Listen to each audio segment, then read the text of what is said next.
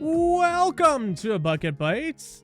It's the podcast with bite-sized bits and discussions where we feature content creators of all kinds, including but not limited to Hollywood producers, Twitch streamers, YouTubers, game developers, and more. I'm Ryan Papa Post, and I have Josh Picard and Dominic with me today, and we are graced today with Mr. Lime, as we will just call him from here on out. From LimeBlossom Studio, he's a game developer.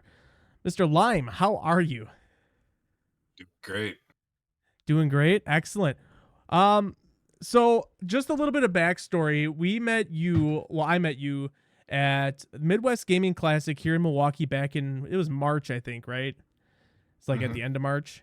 Yep. And my son was playing your game, and it was funny. You were actually really impressed with how well he was able to navigate through the puzzles. And he's only he's 9 or 8, but he looks like he's 6. So I think maybe you were a little bit more impressed than maybe you should have been. But let's talk about you a little bit. You're a game developer here from the Milwaukee area, correct? That's right. Yep. And go ahead. Go ahead. Beat it out. Yeah. Give it to us. I've been in the Wisconsin area for all my life. But I went to school up at UW Stout. Okay. Yeah. Been working as a software developer now for 6 years. And then as my, hobby, I make games. Oh, that's your hobby, so it's not like your full-time gig.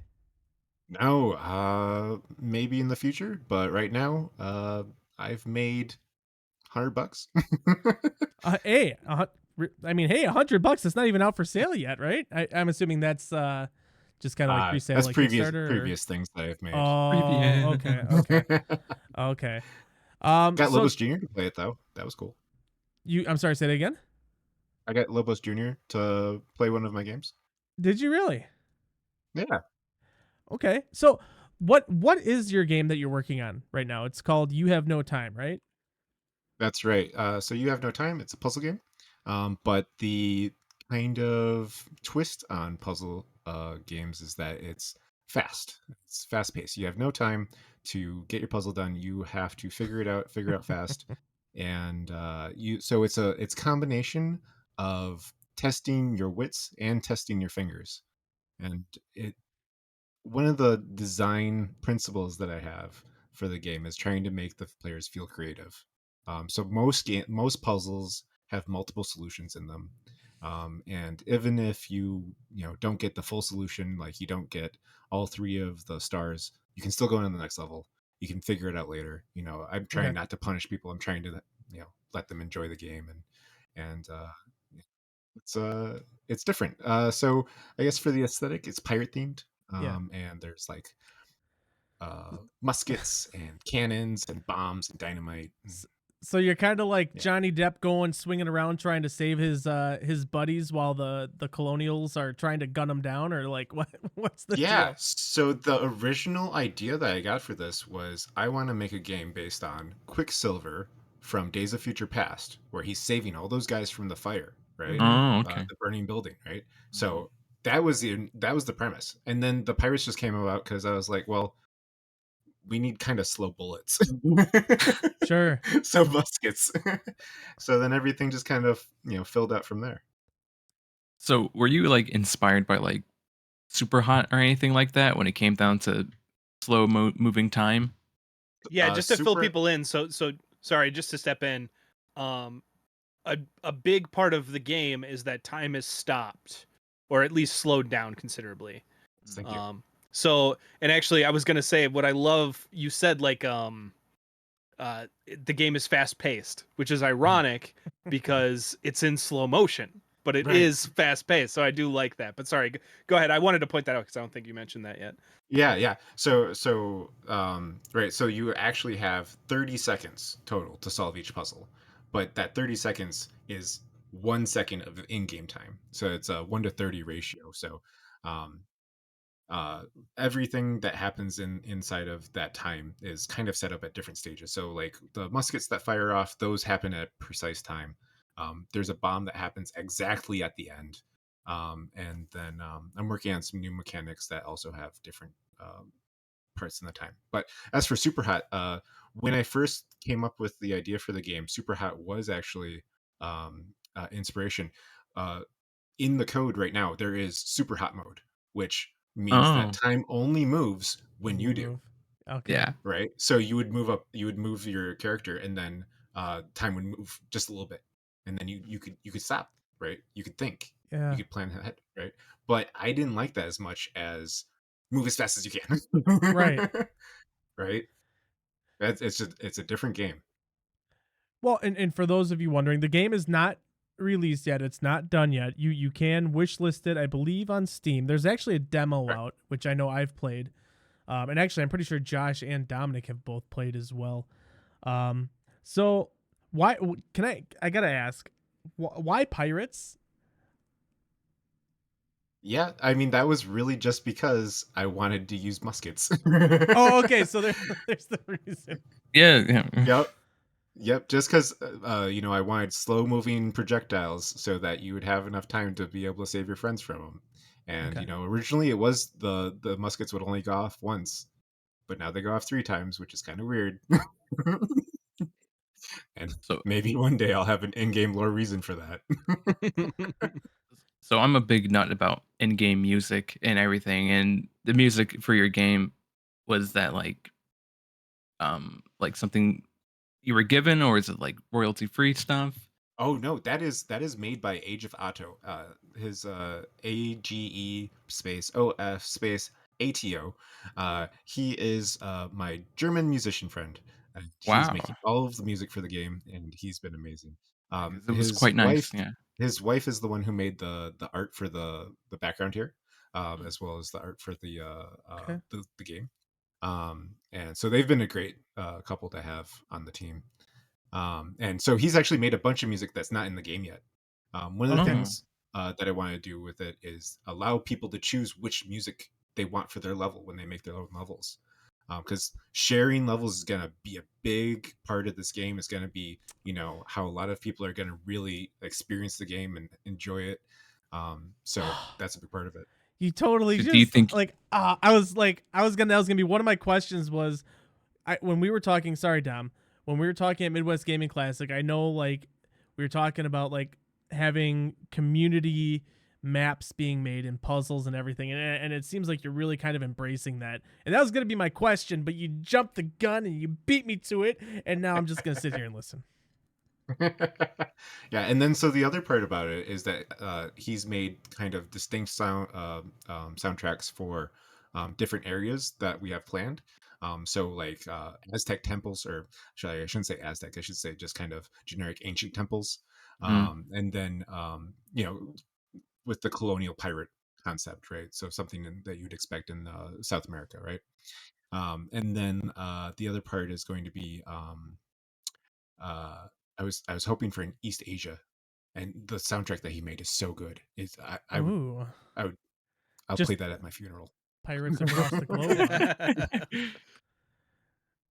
Okay, so so go ahead, oh, Dom. you want to No, you no, want to no, go? no, All right. Dom, please, please. One more question from me. So do you think you're gonna expand on like let's say like changing the theme, like eventually it'll be pirates, and then let's say you just say fuck it, space pirates, and you have like space dedicated levels, but still with the pirate thing going on. Definitely considered it. Considered. Actually, Okay. one of the ideas that I had was um, see, this comes back to me not having a dedicated artist on the team.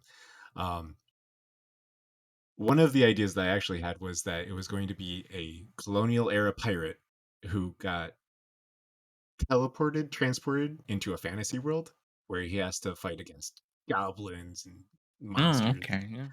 There'd be sky islands, but he'd be like, "Oh, I know how to deal with this because I'm a pirate." Oh, And and instead of dynamite, it'd be like fire crystals that you would shoot mm, and they would explode. And anyway, that's all dreams. so that brings me another question. Are you going to be writing like dialogue for the game for each level and be like in So the beginning it'd be like da da da da da da? then Good question. I would love to. The issue I currently have is I have so many things that I want to do for making a good game that it's too far down on the requirements. But one of the things I am going to do is I'm going to open up the dialogue to content creators. If you're making a map, you can add in your own dialogue. And oh, I'm gonna okay. I'm gonna have in parts where it's kind of like a visual novel. So it'll be like there's a guy talking on the left and a guy talking on the right, and you'll be able to do like little facial animations and stuff with them. So Oh, he's okay. laughing or he's smiling or he's angry or whatever, right? So you'll be able to make your own stories inside of the game for your own levels. And Oh, that sounds cool. the other that sounds important thing, awesome. yeah, I think it's really cool, especially allowing people to, like, if you want to do that, it's there. If you don't want to do that, then don't do it. You can put Yeah, like like other there's people's multiple levels. there's multiple facets to the creation side of things. Like if you want to focus on telling a story, you can. If you want to focus on just making complicated puzzles, you can. Like Yeah. it's a really So interesting way to put it. So part of that is I actually want to let people make puzzle series where you can put a puzzle back to back with other puzzles, and you can put stories in between. You can make you can make an entire game inside my game, right? Mhm. If you wanted. That that would be ideal. So I guess how would that work? Like, how do you plan on implementing though a story into it? Like, obviously, like at face value, it's just pirates moving cannons and people so Mhm. they don't get shot, and like how do you plan on implementing a story to kind of fit that? Like, So the story that I was thinking about writing is about a pirate who doesn't have time, right? Like, the reason he has no time is because, well, somebody in his family is sick, right? So he's been looking for the power to save them, right? And actually, this is something that I realized I actually had a strong connection to. I have, a 2.5-year-old son, and I've had nightmares where he's died on me. And I was thinking that this was actually something that I should try and get out. I should try and communicate this to try and work through why this is something that I actually have nightmares about. So I was thinking my pirate captain would have a son who's sick and dying, and he's trying to save him by getting the power to control time. What he finds is his power to slow time, but he hears of the second piece of the ancient power that he has, which allows him to reverse time, right? So that's the ideal story. ancient power is the best kind of power. My like creativity is like bursting, thinking about like some type of backstory when he originally got his slow down time power, but he Mhm. realized it wasn't enough to save his son, so he's out to Mhm. go find more shit. Sorry, Yep. my brain is like running now. That's exactly what I'm thinking. I think it could be a good story. Dom, little did you know that today was your job interview to work at LimeBlossom as a storyboard artist or writer. So good luck the rest of the episode. I can write, but it's not going to be anything S tier. I mean, I haven't written fan fiction, so But you have or you haven't? I have not. Oh, I was like, interesting. You're gonna have Listen, to tell us about this. fan fiction is top tier. You understand? Nothing beats fan fiction. It's the greatest piece of writing material on earth. Josh, you look speculative. It depends on what kind we're talking about. Yeah.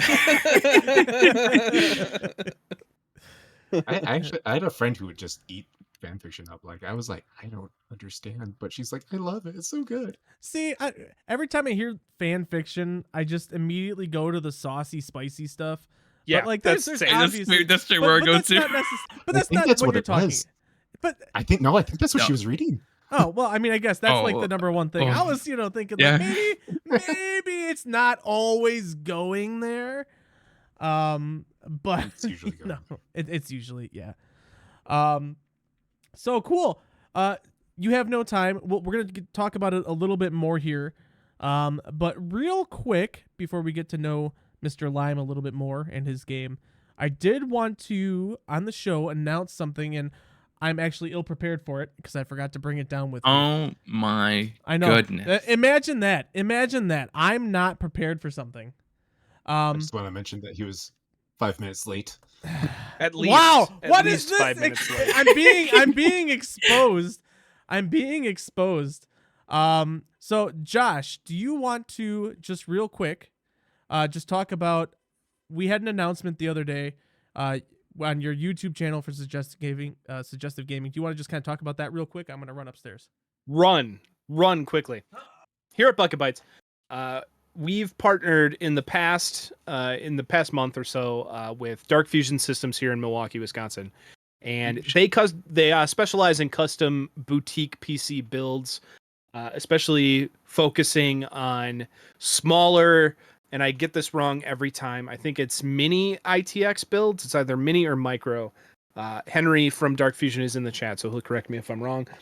ITX. It's ITX, but okay, he said yes. So I think it's mini ITX, ITX builds, and Yes. they actually built one for me in the past to capture for suggestive gaming, and I worked with them, and I loved the experience. It was fantastic. It's an incredible build, and it currently sits in my living room, hooked up to my TV, and that's where my fiance will actually play games for the show and capture directly on there, which saves me so much time and energy to try to figure out a capturing so you solution. do have an employee.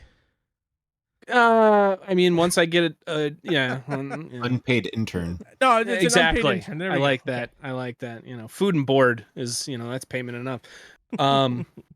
But so it's working with them was an absolute joy. So when Post wanted to bring them on as a partner for Bucket Bytes, of course I was very excited, and we've been working with them, and finally about a little bit over a week ago, announced through the Suggestive Gaming channel that we are doing a giveaway of a custom Dark Fusion Systems PC.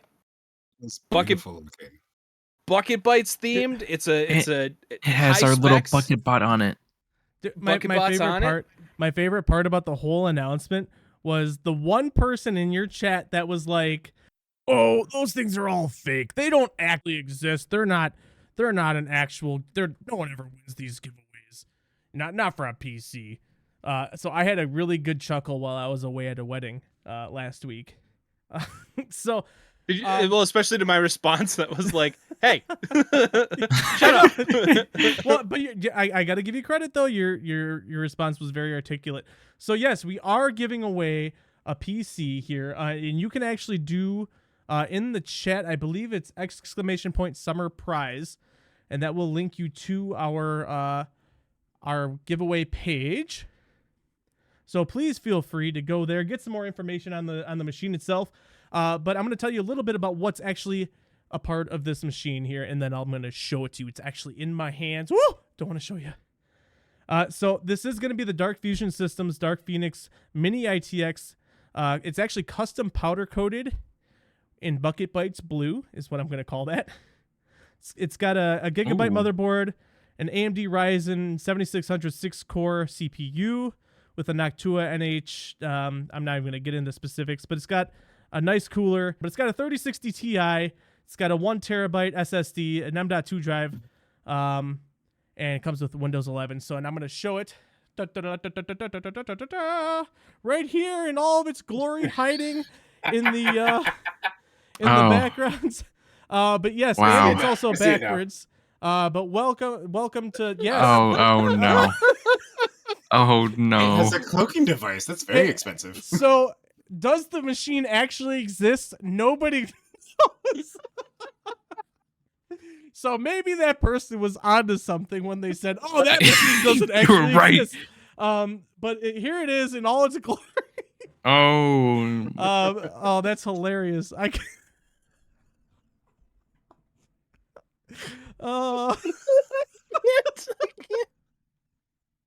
This was the most Bucket Bytes way to announce this. Yeah, You can't see it. Okay. Let me fix it. Hold on. I don't know if I can keep going. All right, now you can see behind the scenes here at Bucket Bytes. For you man. podcast listeners, Post had his green screen effect on, and when he lifted the PC, it was visible. Which is blue. But here's the actual machine itself. It is beautiful. It's small. It's portable. This handle is like my favorite thing, and yeah, that's the crazy part about it is how powerful it is, and yet how portable it is. So if you guys remember, if you guys remember the GameCube, like with that little handle on it, and just being able to carry it around wherever, yes. Imagine that, but with like a legitimate mid to high tier PC. Crazy. Show us the bucket bot again. Oh, you here. took. Okay, hold on. All right, Bucket Bot is on the machine right here, reversed. And how much does that weigh, Post? Beautiful. Honestly, I think it's about maybe 20 pounds max. Henry in the chat, how much does this Henry weigh? in the chat could tell us, but Henry in the chat, tell us. oh man, that even mine though, because I have the Dark Phoenix Pro, which is a little tiny bit bigger. I've got a 3080 in there. Yeah, I think a 3080 in there. Yeah. And that thing, even that's like, it's so light, and I can move it around however. Yeah, Henry's saying about 15 to 20 tops. Yeah. So that couldn't have gone any better. So, so we can wrap this up, so we don't bore you guys with giveaway stuff. We're obviously really excited about it. So Mr. Lime, I apologize if we're taking on a little bit too long on this, but I had fun. At some point during this episode, we are going to be giving away. There's a code so if you catch us live, you can get an extra code for giveaways, extra code for extra entries on the giveaway, as well as if you listen to it and watch it, they'll all have their own kind of separate codes.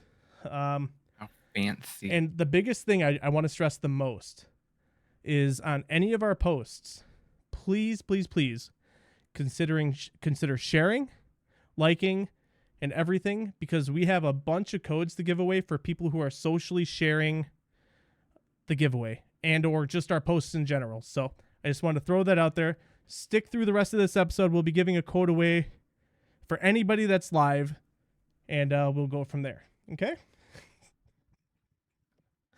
Excellent. Embarrassing. I'm so glad that went exactly as scripted. Yep. Couldn't have planned that any better. So, Mr. Lime, what kind of machine do you edit on when you're making your machines or your games? Yeah. Game. So I've got a 3070 Ti, I believe. Okay. But my last one before that was a 1070. So it was a really? big upgrade. Yeah. And I think the primary reason why I decided to upgrade was because I was streaming. And I was making these interactive Twitch overlays.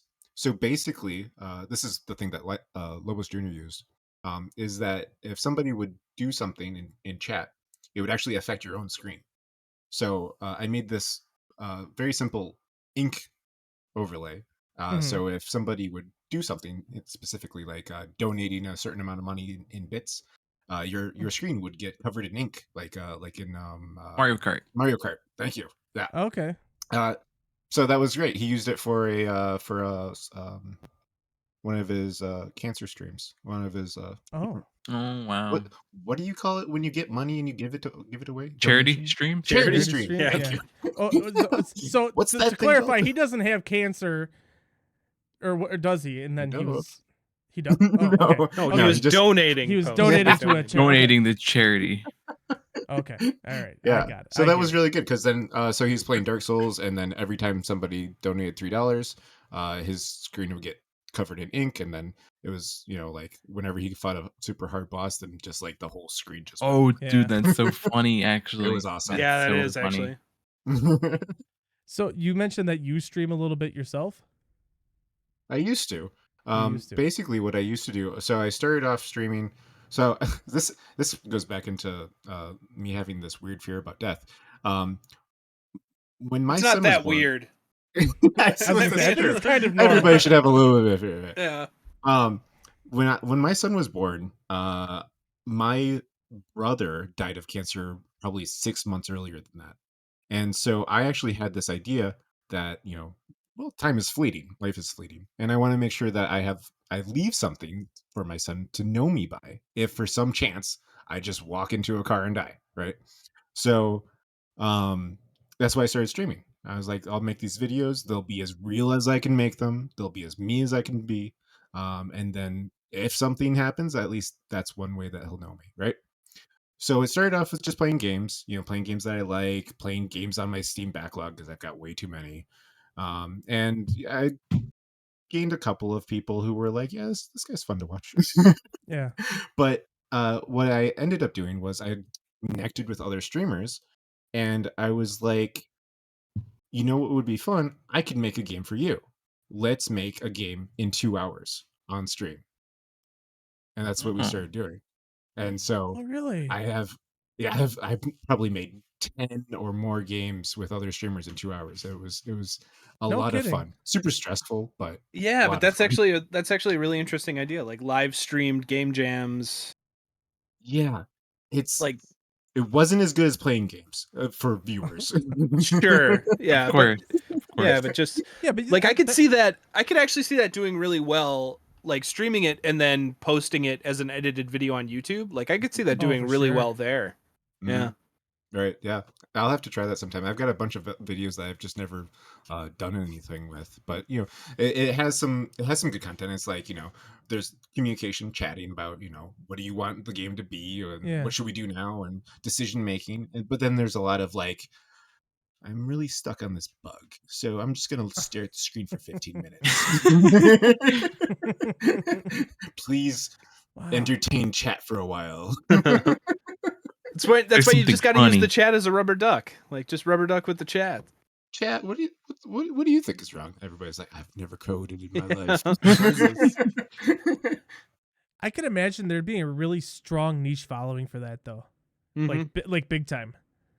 Oh, most definitely. That's what I'm saying. Like seeing it go from 0 to something, like that's a really interesting story that you can tell with that. If you check out my YouTube video, actually, I'm not sure. Somewhere in my YouTube channel, there might be a 30-second video with like my first 5 games that I made, which has like the first one is like just a super cheap chocobo like running across the screen, and then the last one is like that actually looks pretty good.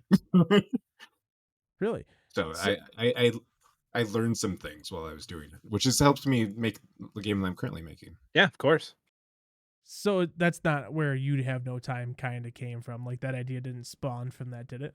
Oh, that was originally, I want to say 2019, 2016, 2019.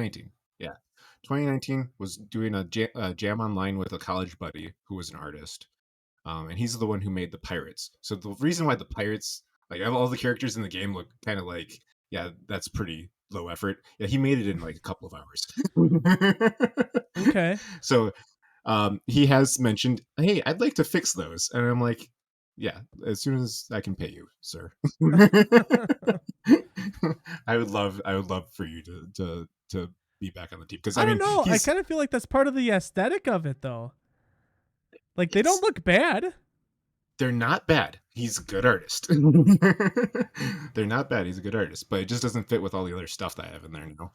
Sure. Which doesn't fit the aesthetic. So like I had to stick with one or the other, and since a lot of also like all of the level editing stuff, the ground, all of the ground and all of the physical stuff that's in the game that's not the pirates, that's all stuff that I got from like asset packs. Gotcha. I bought those for like $50 or something like that, and then that was useful. I shouldn't drink beer. Let it out. Let it out. It's okay. This is Bucket Bytes. Yep. Have you thought about pushing this to a mobile platform at all? Because I think it could. I think there's a good amount of potential there for the mobile platform. I've heard that before. I've thought about it. The issue I have with mobile is it's just a very different beast. And one of the big things about mobile is that it's a high investment really platform. Yeah. So Steam, It's relatively low investment. You put $100 in. If your game is anywhere near good, um, you'll get promoted at least a little bit. Okay. Even now, I have probably 5,000 visits to the store page. Oh, There's wow. nothing there, right? Yeah. So like, when you release a demo on Steam, Steam promotes that in the free demos page. That got 60,000 impressions, which is just people seeing the title, but Yeah. that 60,000 impressions in just the first 3 days. So that's a huge, super Oh easy yeah, way. yeah. Yeah, super easy way for people to see your game and know it exists. So versus mobile, if you don't put a large amount of money into marketing so that your game has players, no one will ever find it. That's why mobile games are so filled to the brim of ads and stuff. Well, that's why mobile games are advertised so heavily. Yeah, Because yeah. if a mobile That's what I game meant, doesn't get a sorry. bunch of because if nobody knows it, the game will not sell. Nobody will play it. So You need numbers to make numbers. okay. So it would be a lot easier for you to establish yourself kind of up on Steam and then kind of get that following and then push it out onto the mobile platform where then that you would can work if I monetize got it enough. somehow. Yeah. Obviously. Yeah. Okay. One of the things that I've been thinking about, I've been debating, is because my game is going to be heavily based on user content, I'm actually considering making it free and then selling DLC, which is going to be more things to put in your puzzles, right? Yeah, okay. yeah. So you could buy like, if I make a Eastern pack, or if I make a temple pack, Sure. then you could buy that, and then you could make puzzles with that, and anybody could play it who has the base game, which would be free. Okay. Right. Versus what I'm planning on doing right now, which is just selling the game for $3 and then hoping that enough people buy it that they tell their friends to buy it. Or maybe you can like transition it to a free game, Good, but then I feel bad for the people who pay. That's an interesting dilemma to have, because that's happened plenty of times where, someone says, "Oh, our game's never going to go free to play, all of our contents can be free forever." And then they, Rocket League. snap of the finger and Rocket. Yeah. Yeah. Well, but that's different because they were acquired by Epic. I believe before that change was actually made. So I like, you miss can't Rocket really, League. The so- original agreeers were not the people who changed it. That's true. I don't know how many developers you kind of speak with, but like, what do you feel like are some of the shadiest kind of developer publisher kind of moves to make when they're releasing a game? I thought Post was going to be over here like, who are the most shady developers? Just Tell me the Give me a worst list. ones. spill the tea, sis. I mean, the easiest one is just that they're not marketing what they're actually put in the game, right? That they're trying to sell you something that that's not actually what you get out of it. I know, like, microtransactions have gotten out of hand. We see that with Diablo, right? We saw that with the last Diablo. No, what was Diablo mobile? Immortal. Yeah, the mobile one. Immortal, yeah. Oh, Immortal. The microtransactions in there were just absolutely. It was pretty dog insane when it baloney. first. Is it? launched, I yeah. haven't played the Diablo games. Is microtransactions like infesting that game? It So was an three- Immortal for three, sure. Yeah.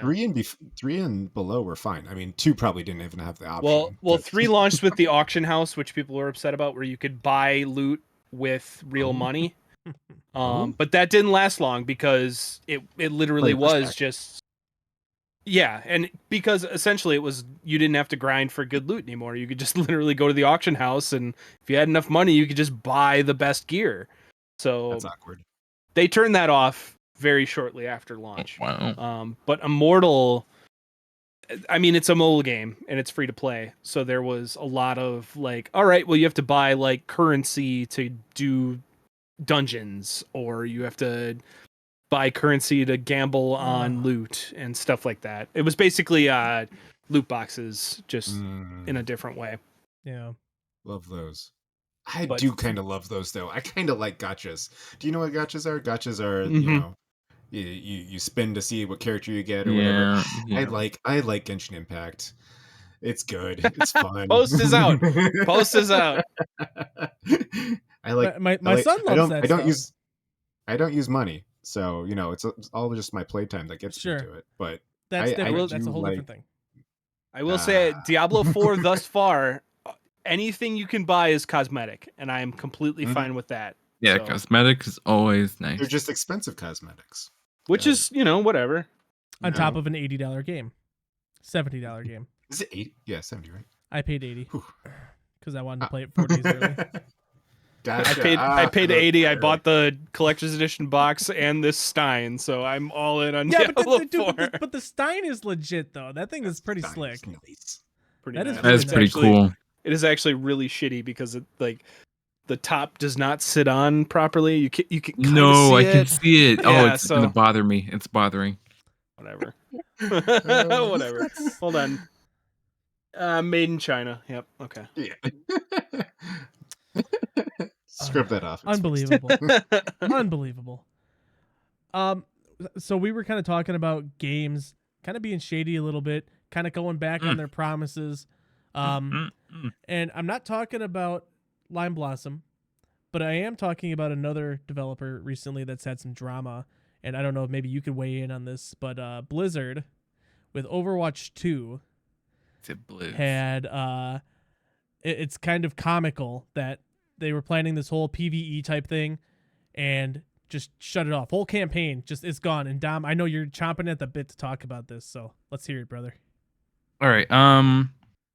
Back in 2019, they announced this huge PvE thing that they were gonna do for Overwatch 2. At first, everyone thought it was gonna be like Overwatch 1, but like a little DLC or something like that. And they announced Overwatch 2, and everyone got really hyped about it because they're adding a PvE. And beforehand, the Overwatch lore and their characters and whatnot were interesting. Each character had a really good voice actor, and each character had like fun personality. So everyone's really hyped about that. So in 2019, they shut down all updates for the Overwatch 1 base game to work on PvE. A couple years later, Overwatch 2 comes out without PvE. We continue to play this 0.5 version of Overwatch 1, 1.5. 1.5, whatever, yeah. And we continue playing it. It was missing a lot of things from Overwatch 1 and missing an extra player slot, of course. And then they finally dropped the bomb and said, guess what, guys? We're canceling PvE. And everyone got hella pissed. There's like Hella. streamers leaving that game right now. Don't. I'm sorry. Our There's streamers California leaving friends, the game yeah. now. And it's all just been a train wreck from that point on. And I think the CEO of Blizzard and Activision had a little thing. I shouldn't go into it because I don't remember too much about it, but there was some drama about him No, actively just make talking stuff up. about it. Go ahead. No, I don't want to make up stuff. It's okay. See, Nobody's gonna that's- verify it. Yeah, nobody That's- has the internet. It's fine. That's basically all I got for it. Basically.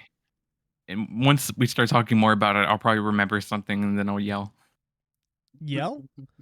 No, I think Yell. it's so I wasn't super big on following it. I enjoyed Overwatch for the PvP aspect of it, and I actually quite enjoy. I still to this day, it's something I can play with my kids. Even my wife will play it with us, and so I can't say that I was one of those that, to be honest, the PvE wasn't even on my radar, so I wasn't even that upset. But people are leaving the game in droves just because they've shown what the PvE could look like with their own little like holiday events. They had like a little PvE game mode and it was really fun and neat. You can do it with friends. And it was actually replayable. That wasn't like a thing they struggled on. There was different difficulties you could do levels on, and you could get rewards from those levels. So they showed what PvE could have been, but they of course flatlined it. yeah, Huge and as skill tree Immortal, that they canceled. Yeah, skill tree was the huge Yeah. thing. A lot of people were upset about because it looked neat. There was different abilities the heroes could have. And there was just new things that were looking really neat. well, I think love a part, good skill tree. yeah, but and part of the reason why I think a lot of people thought they were making Overwatch 2 in the first place was to support this whole new PvE adventure, or campaign, whatever you want to call it. So I understand people's. It was they told us that they made Overwatch 2 to put it on a different engine, like a better engine, fitted for the PvE. So they moved to Overwatch 2 on this better system for no reason, or engine, I should say. Well, no, it's just to sell the game and more aesthetics. Yeah, sure. Well, but is Overwatch 2 free to play, or do you have to buy it? Overwatch 2 is free to play, but Yeah, you so know it people bought wasn't like Overwatch a- 1 before. Well, yeah. Well, there always was, but And a battle pass. It's only a battle pass now. There's Oh, no that's loot the boxes True. difference. anymore. It's the battle pass, yeah. yeah, I don't know. Overwatch 2 to me always just felt like a marketing thing. Like it's literally just an Overwatch patch, but we're calling it Overwatch 2 It was just a to big get patch. you excited and get you back into play it, because I think you and I are very similar in that we played the shit out of Overwatch when it first came out, Mhm. and then kind of fell off of it because it's like, it gets old. But if they launch Overwatch 2, maybe it gets people coming back because it's like, oh, all right, it's the new one. It was me. Yeah, I went back to absolutely. it, but it was a refresh. But I played it. Oh, sorry. Keep going, Post. No, you played what? I played that game a lot. I think more than Josh and Post combined, probably. Josh is I like, definitely Bro, have. you were I in definitely diapers have. when the first one came out, bro. I I was don't just know. gonna say, I'm like, when that shit 2016. came out, you were like fucking 12. What are you talking Yeah, about? I was playing Overwatch too. I mean, Uh-huh. Overwatch. All right. Yes, I'm just- I was playing Still that. You're think very I you're very confident in saying that you played it more than both of us combined. I have. I know Bucket I have. Bytes I'm sorry. I Overwatch know I edition. have. But yeah, I played that game very competitively. I probably have more hours in Zarya alone than you have in all of your characters, That's funny. because I only played Zarya.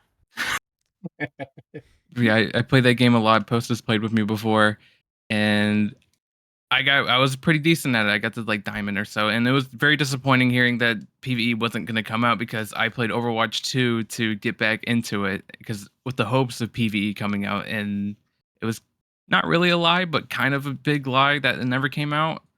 Yeah. It was promised. I was gonna, that's what you yeah, can it's say not about it. It was necessarily a promised. lie. It's just a failed promise, which is almost worse. Yeah.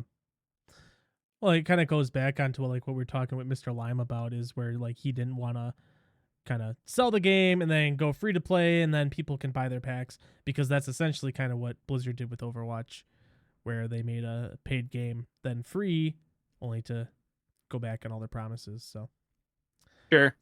it's kind of disappointment. But did you guys happen to watch the Summer Games Fest? I know Mr. Lime Yep. did. He's like, it was funny. I put the message in chat and he's like, "Ooh, what's that? I gotta watch it." And he's like, "Oh, he was sold. He's got to talk about it." So I'm curious. I'm curious, Mr. Lime. You did more show prep than I did. I appreciate that. I What- watched at least 2 hours worth of video.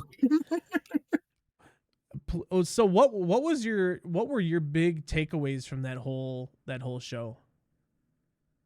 So I watched the main show and then also the indie show afterwards. Oh, you did? Okay, I Um, missed that. So I would say it's okay to miss that one. That one was lackluster. I was pretty disappointed with the indie show. But the main show, there was a couple of really good ones. I'm excited for the next Final Fantasy VII remake sequel. My wife played that to completion, and I sat next to her while she did it, so I liked it. Okay. Yeah. Great game. Yeah, I'd like it if I didn't have to play it. I mean, so let's see. What else? There was another really good one that I saw coming. Oh, I should have written it down. Okay. Haha, You talk about welcome to something else Bucket for a second. Bytes. You're one of us now. While he's one- looking that up, One of the so if- things I can say. oh, go for it. One of the things that I can say is that in the indie showcase, I noticed that it was heavily about story-driven narrative games, and that's not necessarily what I would say the top indie games are, is story-driven narrative games, but it seems like that's the ones that big budget indies want to push, or that the media wants to push as being these amazing indie games, is these story-driven Sure. narrative games. Can I And take a step back and ask why do you think that is? I think I was talking to my wife about this, and she's like, it's because She says, it's because those are the games that don't compete with AAA. Those are the games that you cannot get from a AAA experience that aren't going to be competitive against the market that they're in, right? So you don't want, the new indie Diablo game to be trying to steal some of the market out of, Diablo 4's sales, right? So let's push these other games that, well, they're, they've got this different kind of experience that you'll never get anywhere else, right? Which I appreciate, but it was heavy. It was like 80% of the indie games were story-driven narrative. Right. That's not 80% of the indie market, that's for sure. No, that's yeah, and I'm just wondering why I'm wondering if those are easier to market because there is something to hook with the story, But yeah, especially so, like my game, I cannot push it easily through visuals or through appearance. You have to play it to appreciate it. Right. And so there's probably a lot of other games that are like that, where you could see it and you're like, what's the point? I don't quite, I'm not feeling it. And when it comes to games, emotion is the most important aspect.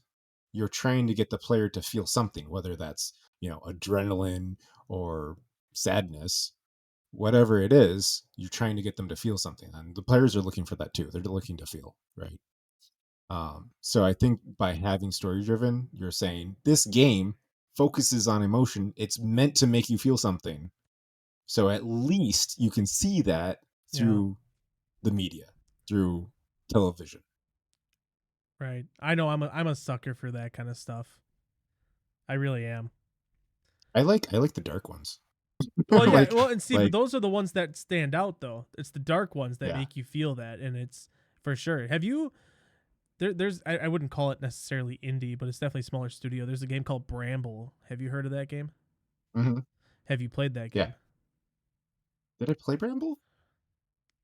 I'm not sure. I don't think so. But that's a puzzle game, isn't it? It's kind of like almost like an Alice in Wonderland type vibe where you play as a kid and you shrink and you go onto this. You're just really small and there's a bunch of like trolls and some other stuff. It's more like a platformer in like a 3D space, if that makes sense. Oh, I have not seen this one. I really do recommend it. I had it's very rare these days that I can see a game from start to finish, and I was able to finish that one in just a couple days. It's short. I actually have a great appreciation for shorter games. I think games have become long-winded. Oh yeah, especially AAA games. They pad themselves out so heavily just Short because games they are think. nice. Yeah, I agree. They think that players. Well, this is the problem with the players. Players feel like they get value out of time, and a lot of times you can get a lot more value out of a shorter experience. I would rather play one game for 6 hours than one game 12 times for 20 hours. You know what I'm saying? Yeah. Right. Absolutely. For sure. And for those of you who don't know, the Summer Games Fest is like basically E3, but not E3. Kind of. It was Jeff Keighley, Keighley, sorry. A names thing, right? I forget what it was. He started it back in 2020 with the Game Awards. Like that's where it's the Game Awards. Yeah, the Game Awards were before 2020. Okay, and he just kind of took it because there was no E3 and kind of created this whole other thing. So basically, there's no E3 anymore. Now we have the Summer Game Fest E3. What did I say? No, I'm saying now it's Key 3 because he's Jeff Keighley. Oh, I like that. So yeah, I didn't come up with that. I said Keighley like a fucking moron. Wow. Welcome to Bucket Bytes. Did you guys see the Pal World trailer? It's Pokemon with guns. Yeah, okay. What? They've been talking about Pal World forever, and I'm still stoked on it. Like I want this game to come out like right away. I was flabbergasted by the blatant ripoff of the sheep Pokemon. That looks exactly like the Pokemon. Dude, bro, I haven't played a Pokemon since Silver. You could have told me that was a Pokemon game, and I'd be like, "Yep." Yeah. Dude, there's so many. I'm surprised they haven't had a cease and desist like at all. Seriously, that blows my mind. They must be like stepping over so many little sticks and stuff. No, like they legit have monsters that look straight up like Pokemon. Like you can't Yeah. tell the difference. Yeah. So, but yeah, it's Except for Pokemon they with have machine guns. guns. Except for the Yeah, what? well, yeah, and the guns. Yeah, Yeah. yeah. I know Nicolas Cage was there though. Yes, Yeah, for the Dead Nick Cage Dead For by Dead Daylight. by Daylight. I've never played Dead by Daylight, and now I'm And now you're considering going it. So to? they're doing a good job. Yeah.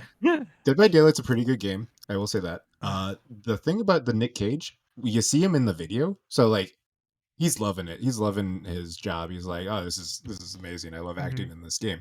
You see him in the game, and it's completely deadpan. He's Yeah. just running away from zombies. Like, Yeah. That's But what that's Dead by Nick Daylight is. Cage. I mean, have you watched Just the like- Nick Cage movie? it's completely stoic. Just no emotion whatsoever. That's Nick Wait, I Cage, don't- though. It's I don't almost know. accurate. I don't know if I misheard you, but did you say Dead by Daylight was a good game? I liked it. Staying As out As of long this. as you Okay. still Hot enjoy take, it I right guess. now. As long as you still enjoy it right now, that's all that matters. But I'm I kind haven't of played it in a long disappointed. time. I'm Did kind it- of did it disappointed that he change? wasn't a killer. Yeah, he's a survivor. That Right? would've been When a you good first killer. when you first Yeah. play the game, it has its charm, right? It's fun for a little bit, and when you really get into the nitty gritty of it, that's when it becomes a bad game. That's any multiplayer online game. Yeah, You know, it's true. like I played I played Rocket League for 900 hours. I regret 500 of those. Oh wow, dude! I had to stop That's more Rocket than League. It half. got me so mad. Yeah. I couldn't do Rocket League anymore. Yeah, no, it's easy to get salty. Right? You're like, "Oh, why can I not hit the ball with this car? It doesn't make sense. It's so easy." And then you accidentally do a flip reset and you're like, "Oh, I'm God." Can the only thing that really sticks in my head from the whole showcase though was Oh, they God. played a trailer. They played a trailer. We talked about it in Bucket Bytes in the past. The Twisted Metal show that's coming out on Peacock. By the way, I just want to point out the last time we talked about the Twisted Metal show, we were so excited about Sweet Tooth.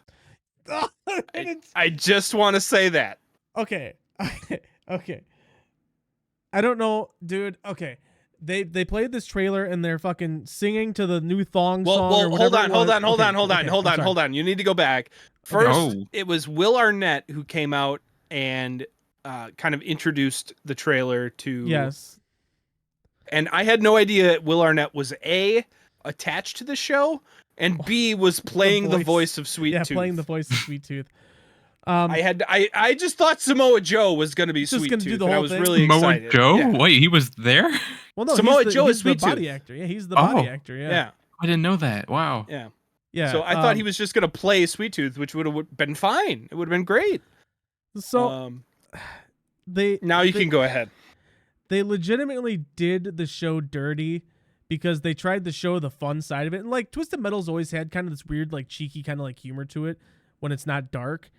But what they literally just took that cheeky, stupid humor, and that's all the trailer was.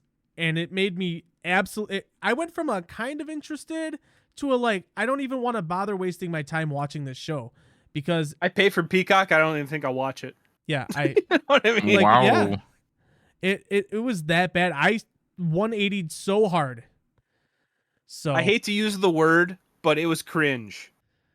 it. Yes, Like when he's like when they're singing the thong song back and Yes. forth, yes. and you're like, No. oh my, and he's like, do you worship the gray-haired god? And I'm like, oh, dude, Jesus they Christ. look- Because they who look- the fuck gets that reference in 2023?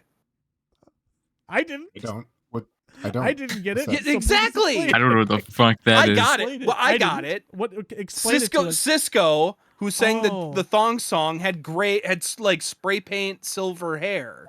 Wait, did he in the game? Wow. Okay, that's No, so- in the No. in the thong song, Oh, like the in the- music video, Okay. Cisco MTV, had when that used yeah. to play wait. What's music. the?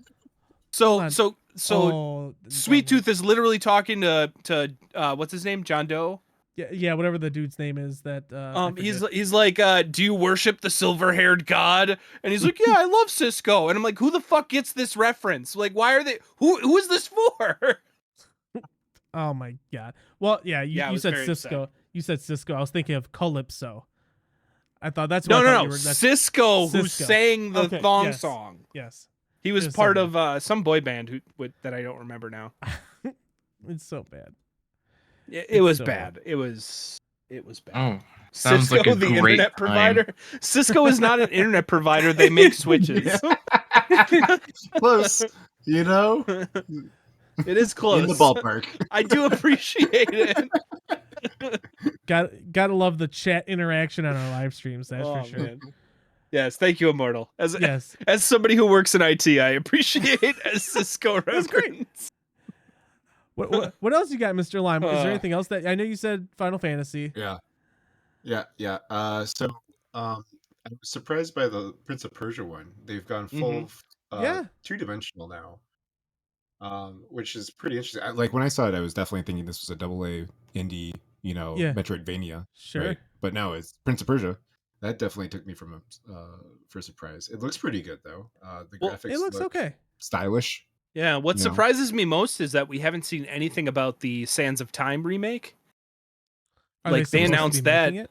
Did they? Yeah, they announced that like years ago, and we haven't seen anything about it. It's gotten delayed a bunch of times. And then they announced a new Prince of Persia without talking about the Sands of Time remake. And like, that's interesting, but also just to tide us over. you think so? It might Maybe. even be for the budget. They might be like, we actually need to get some that's a good bankroll point. going here so that we Yeah. can finish this project. Yeah, like renew interest. We were too ambitious with our initial estimates, and now we're finding ourselves over budget. Let's Right. bring some money in so that we can push this game out. Right. Sure. I feel like there's been studios who have done similar things in the past where they'll actually yeah. make a game intermediary to fund another one. Sure. Bionic Commando. That was a great example Really? with Capcom. They did a remake of the original Bionic Commando to fund a reboot of Bionic Commando, which failed spectacularly. Oh, okay. But people did like the remake, but the reboot did not do well. This was back in like the Xbox 360 days. But that's golden that's days the of only gaming. that's a big example I can think of. Space Marine 2 looks amazing. I don't know if any of you guys are into the 40K universe at all, but very passively, but the first Space Marine is really good. Yeah, so I just got into Warhammer last year when I started 3D printing D&D characters. Are you FDM or resin? Resin. Yes, my man. Yes, my man. I just got a resin printer and I'm loving it. It's beautiful results. Careful, get your gloves. Oh yeah, PPE is essential. Don't spill it on stuff, you know. I 3D printed a bucket bot. I'll be right back. Go get it. Clutch. Uh-oh. Come in clutch. Oh no, Sounds you had cool. the shirt fit. But then he's having a minor crisis. Minor crisis. So I love that bit. Fun. So I just in the last, I don't know, 3-4 months, I've had a couple of people try to get me into the Warhammer, the 40K. Oh, look at it. Oh, look at him. Oh. It's adorbs. I That's don't not have from autofocus on, so I can't. That's okay. Our little bucket man. It's just a head though. Well, this is what I was given by our fan who modeled it. Oh, you reached out to him? He reached out to me. Oh, did he really? Awesome. Oh. Yeah. Awesome. I should give him credit. Yeah. Yeah, that was silver, right? Silver Crow. Silver Crow. Hell yeah, man. He sent me this model, and I was waiting until I got a resin printer, and I finally got one. And excellent. It's fantastic. I love it. I put my guitar picks in it. He put a lot of time into that too, by the way. Anyways. Yeah, it's a good dude. So Space Marine 2, you said you're pretty excited. You're into the Warhammer. Well, 40K? so I am like entry level into Warhammer just because. Okay, so 10th edition is about to come out, so I'm excited about that because they've said they've simplified the rules, made it easier for newbies to get into. I'm down with that. You know, then they can make it harder later for me after I've gotten accustomed. So very excited about 10th edition coming out. The aesthetic is probably the thing that I like the most. So in Warhammer, they have a lot of different aesthetics. There's so many different factions that they each have their own aesthetic to them. So like, I really like the orcs. Orcs have this like kit bashed, like we just threw a bunch of junk together and made a war machine. I love that. Yeah. Just love that. I eat it up. Oh Right? yeah, I love I like that vibe. right. I love mechs. Stuff that bipedal, especially stuff that looks like it's like kind of skinny. It's like limber and lithe, and I eat that shit up. so there are some like the main Warhammer 40K aesthetic I don't totally vibe with. Super bulky, super hulked out. I'm Yeah. like, yeah, it's mostly just a walking building. Sure. It doesn't get my jollies in a I don't know what the Your jollies in Just go for it. a Go for it. in a bunch. jollies in We'll a just say bunch, that. but that's the opposite of what I'm trying to Yeah, say. I know. So, okay, for the uninitiated like myself, Warhammer, obviously there's games, but it's a board game first, right? Like it's kind of like a D&D type thing.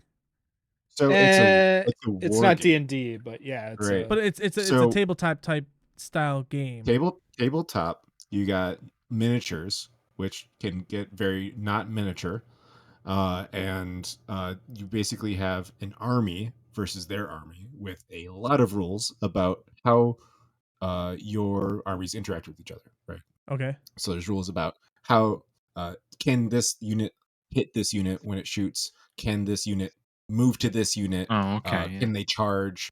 And then there's dice rolling to randomize all of those results. Mm-hmm. Okay. Sounds interesting. I've always kind of thought it was kind of like a D&D type thing. I didn't know if it was like an easier kind of like ish. version of D&D. Because I'd say like, it's easier, but is it? also it's different. It's not. I I mean, wouldn't say it's easier actually. With Okay. D&D, I think your main subject matter, your principle of D&D, your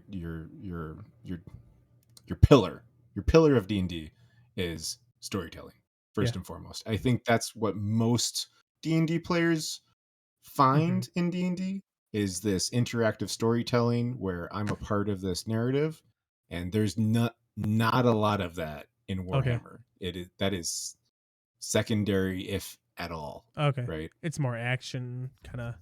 Well, Just it's like more- play it's the about game, roll the strategy. dice. Now you're just, Yeah, it's a board game. Okay. You're playing chess with random dice, and you're Gotcha. trying to position your units in the best spot so that when the other guy moves, then they're still in a good position. Gotcha. Stuff like that. I have Okay. 2 complaints about Warhammer, if I can. Please. Please. One is that so it used to be called Games Workshop that you would go to. Is it not anymore? They just call it Warhammer now. Oh, right. It's just a Warhammer store. That's right. Yep. So I don't like that. Because now what was the other Games Workshop game, like the Age futuristic of one? Sigmar. Oh, futuristic Necromunda. Maybe. There's Yeah, a just couple. yeah. I just feel bad that Warhammer's taken over now. But I went there once and they ran me through a game and they were just screaming the whole time. So Why like are they screaming? they were screaming WOG and For the Emperor. Those are the 2 things. Lime knows what I'm talking about. That's all I remember. Because my buddy got into Warhammer for about 30 minutes, and he's like, "Let's go to Games Workshop and let's have him take us through a game." And all I remember was the entire store was screaming "WOG" and then "For the Emperor" over and over again, and I could not follow what the fuck was going on.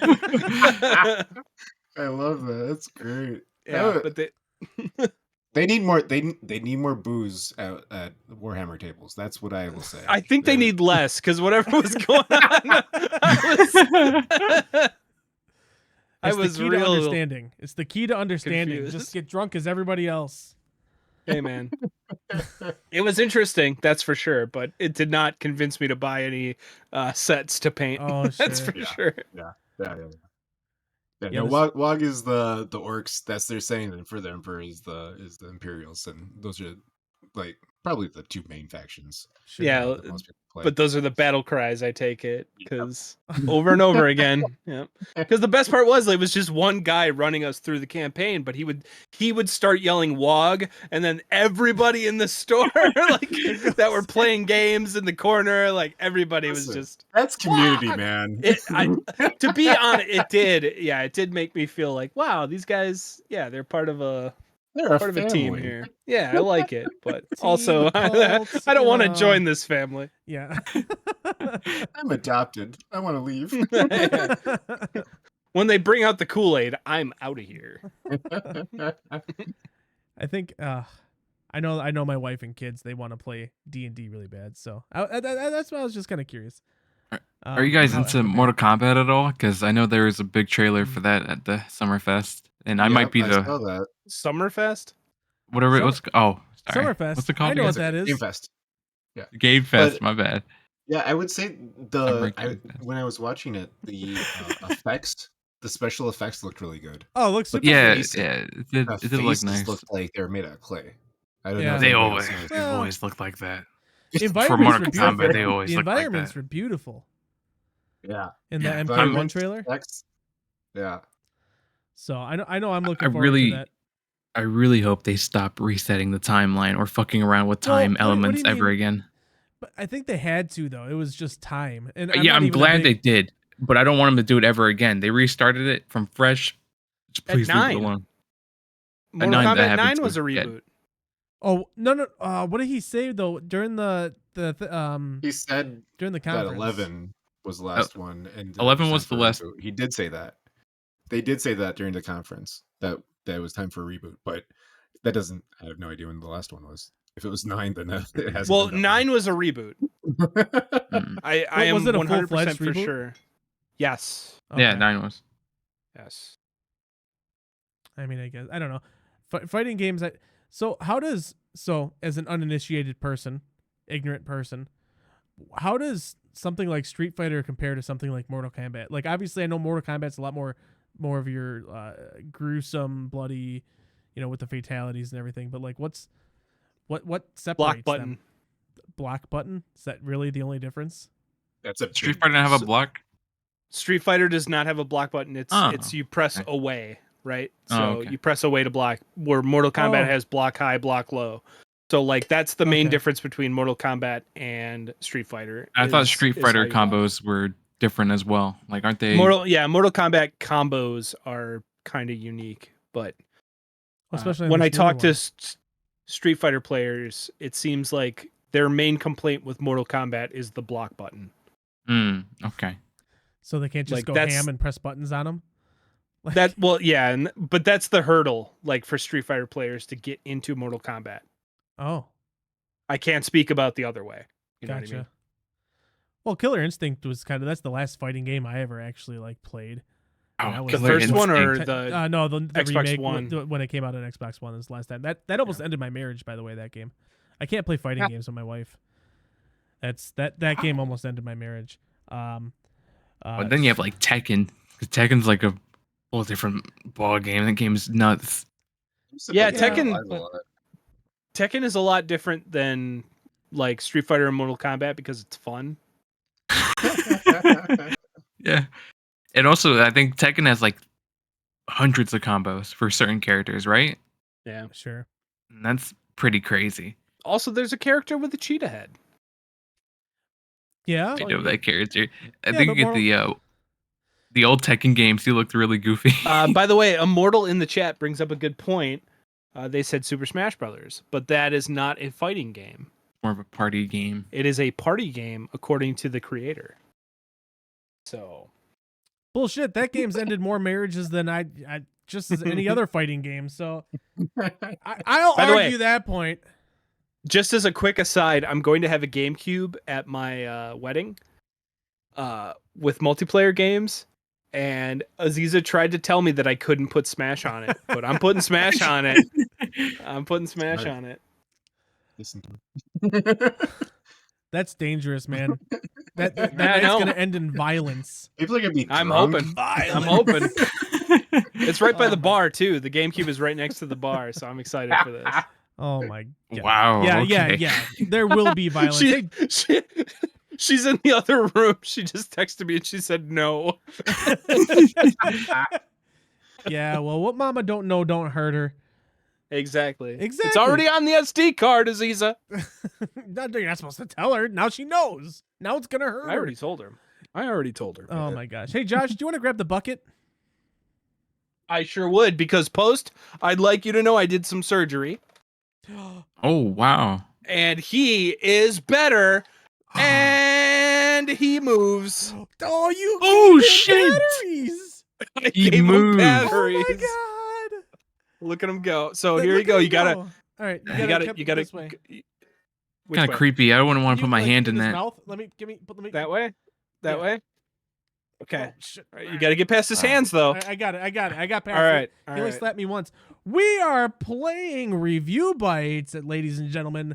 Review Bites, if you've never played the game before, is a game where I'm going to be reading off some Steam reviews, about 3 per game, and our guest, and also Dom and Josh, will be guessing what the game is based on the Steam review. And that's actually just the rules of the game. That's it. There's nothing else to it. So That's it. you get a potential of 3 points. If you guess it off the first one, you get 3 points. Second guess, you only get 2 points. Final guess, you only get 1.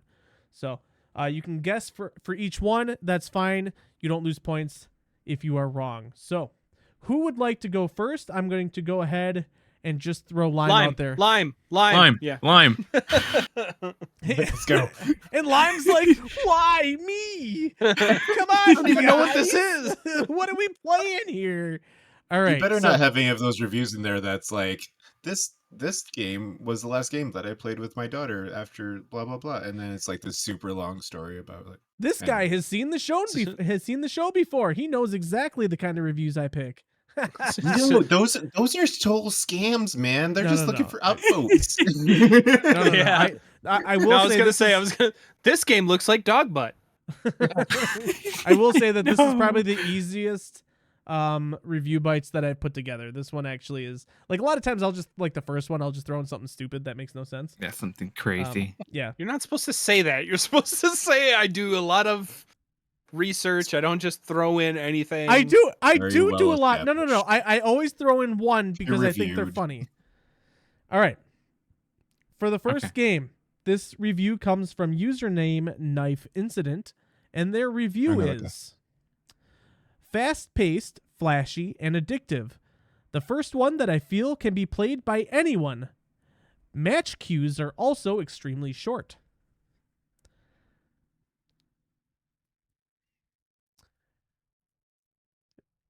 And it's okay if you don't get it. Say, Oh, here we go. I'm gonna say, gonna be a fighting game. That's my first instinct. So I don't know what the latest fighting games have been. It's Tekken all right. 5. You don't have to guess. You can just get the next. There's 3 of them. I got 3 reviews. Oh, so go ahead. There's Go 3 of ahead. them. Yeah. Give me the next one. The next review comes from username Minkos, and their review is: you can uppercut a level 1 grandpa for no reason, then proceed to send his ass to the ER free of charge. Uppercut sounds like fighting game. So level 1, fighting game with levels, or maybe they're just talking about a noob. Continue, please. All right, the third and final review for this game comes from username, apparently it was just Rebecca, and their review was: Hey, Rebecca. I got my ass kicked by a refrigerator. Oh my god. I don't remember a fighting game with weird things like that. Shoot. And because Lime is so Sounds fresh, fun, though. because Lime is so fresh to the game, I will say that this is a fairly new game. Mm. All right, hold on. I'm just gonna go to Steam, search new. And the countdown timer starts now. 10, 9. I'm gonna battery say low. it's a game called Bar Fighter. Oh, that's a good guess, though. I like that. And It is not Bar Fighter, but it was a good guess. It is a fighting game, so now one of the other two people have a chance to steal. Street And Fighter any- 6. And it's gonna go to Dom for 1 point. It is Street Fighter Really? 6. You can play as a refrigerator? You can make your fight- character look You fight a like refrigerator. really goofy. Oh, do you? No, I didn't know that. Yeah, because they have like the cars and stuff that you fight. Oh yeah. Yeah. In Street Fighter, in like the bonus stages. Yeah, I it's can kind of see a big that. like meme. It's kind of a big meme that you were fighting a I thought- refrigerator. So It was talking about like the character creation because it's so absurd in that game. Yeah, you didn't cheat. That's what you. I actually thought about Went buying that with. game because it looked like a lot of fun, and I'm not a big fighting game guy. I hate right. fighting games. And the uppercut to the old man's really funny because there's like random NPCs that you can go up to and like, let's fight. And What? you just fight What? random NPCs on the street. yeah, it's like open world, isn't it? Yeah, Oh, it's kind of Street Fighter open 6, world. yeah. That's crazy. Yeah. So all right, game number 2. We're gonna go Dom. to Me. Dom. All right. This game review comes from username the Cyber Muse.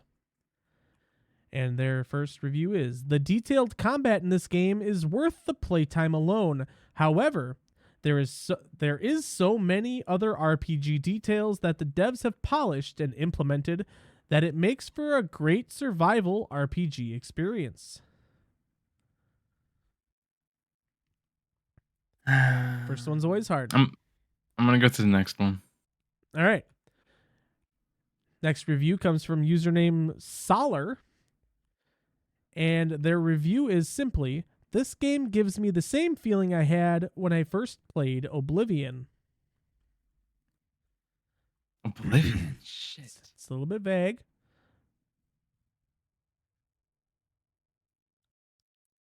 I'm gonna shoot for it. Is it Elden Ring? It is not Elden Ring. You have one Shit. more. You have one more chance. Okay. This last review comes from username Flavius Cladius Julanius.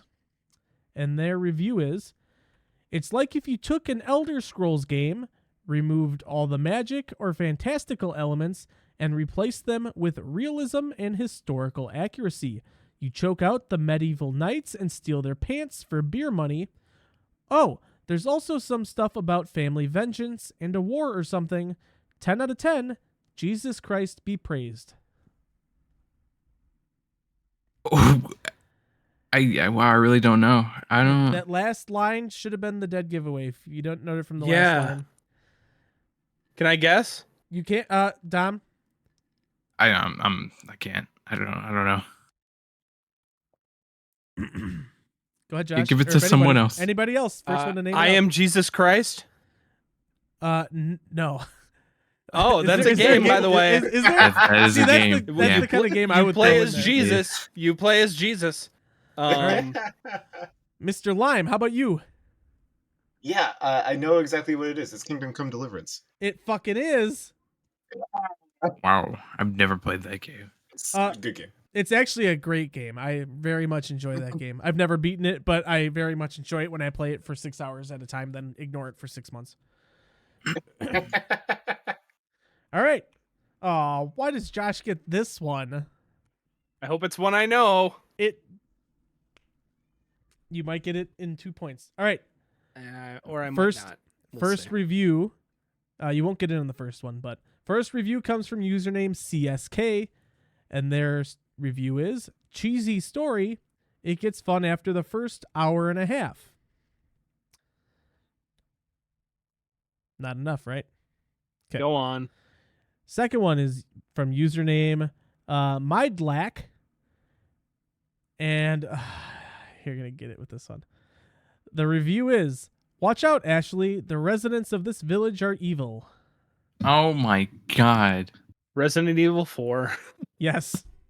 Yeah, come on. Like giving candy to a baby. Yeah, Like seriously. Listen, I planned on going around in a circle the other way, okay? That's just Do you realize I've made 2 3-hour Yeah, videos listen, about the Resident Evil okay, series? I I am can't. not okay, listen. yeah. I love how Dom always gets the short end of the stick too, like every time. It's every time. And the last one was from Oscar the Grudge, and it was Capcom really said, "Want to watch me make one of the best games ever made? Want to see me do it again?" That's a good. So- a good review, actually. Yeah. So yeah. I was kind of hoping that if maybe Dom had it, he would have thought like Resident Evil Village or something.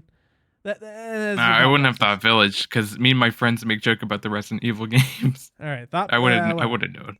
All right, we're back up to Lime. Mr. Lime, are you ready? Ready. Excellent. This one comes from username Koopy. Hold on. Can we stop for a second?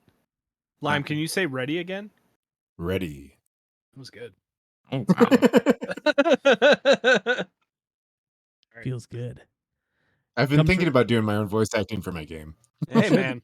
Go You for got it. it. I was gonna say if you got need the 3 other pipes. voices, if you need some stupid There we go. enemies, You need we're a around. young kid with a lisp. I'm here. Auxiliary.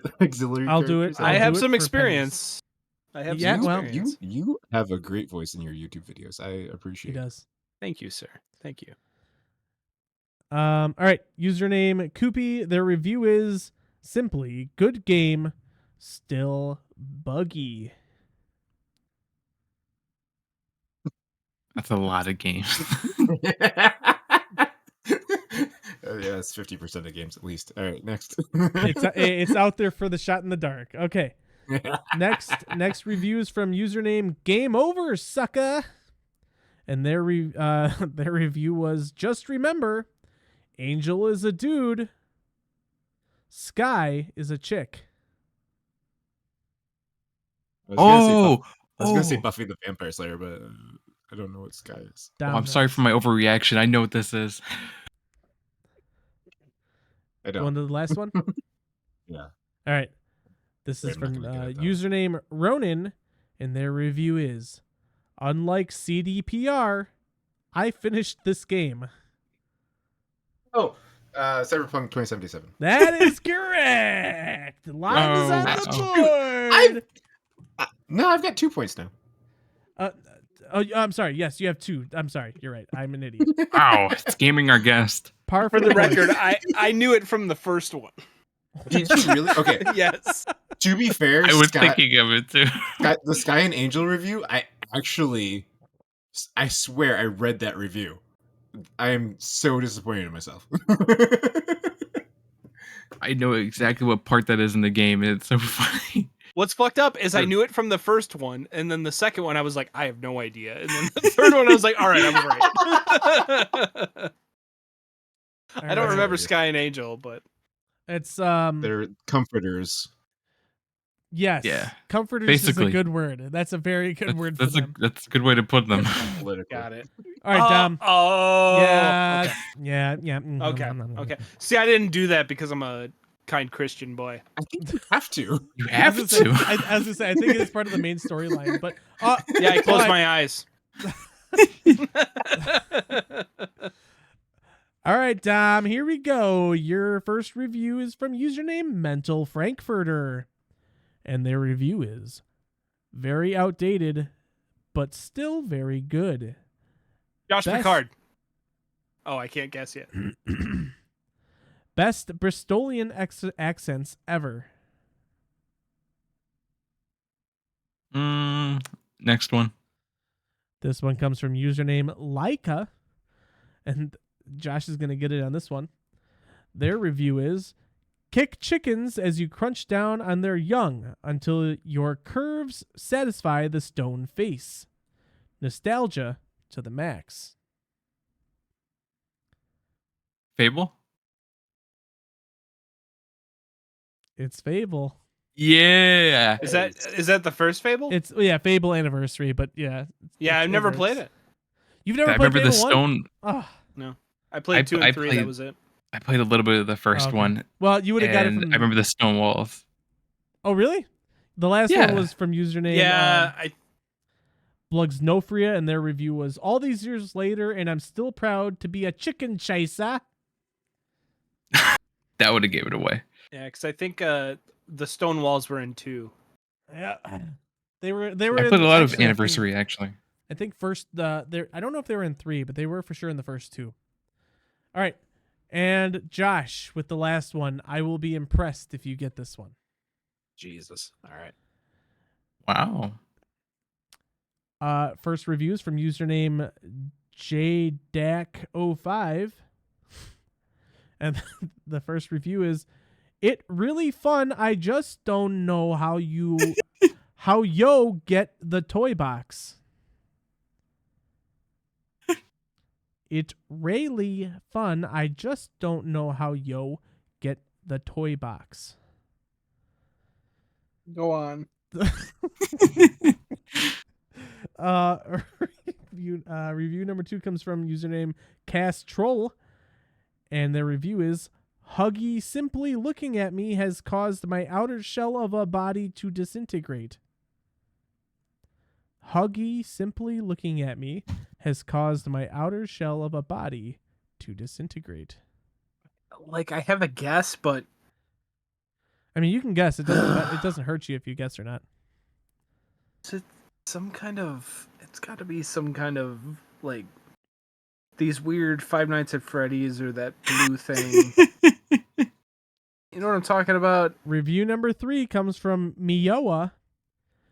"I can finally play as a 7 feet big blue Teletubby."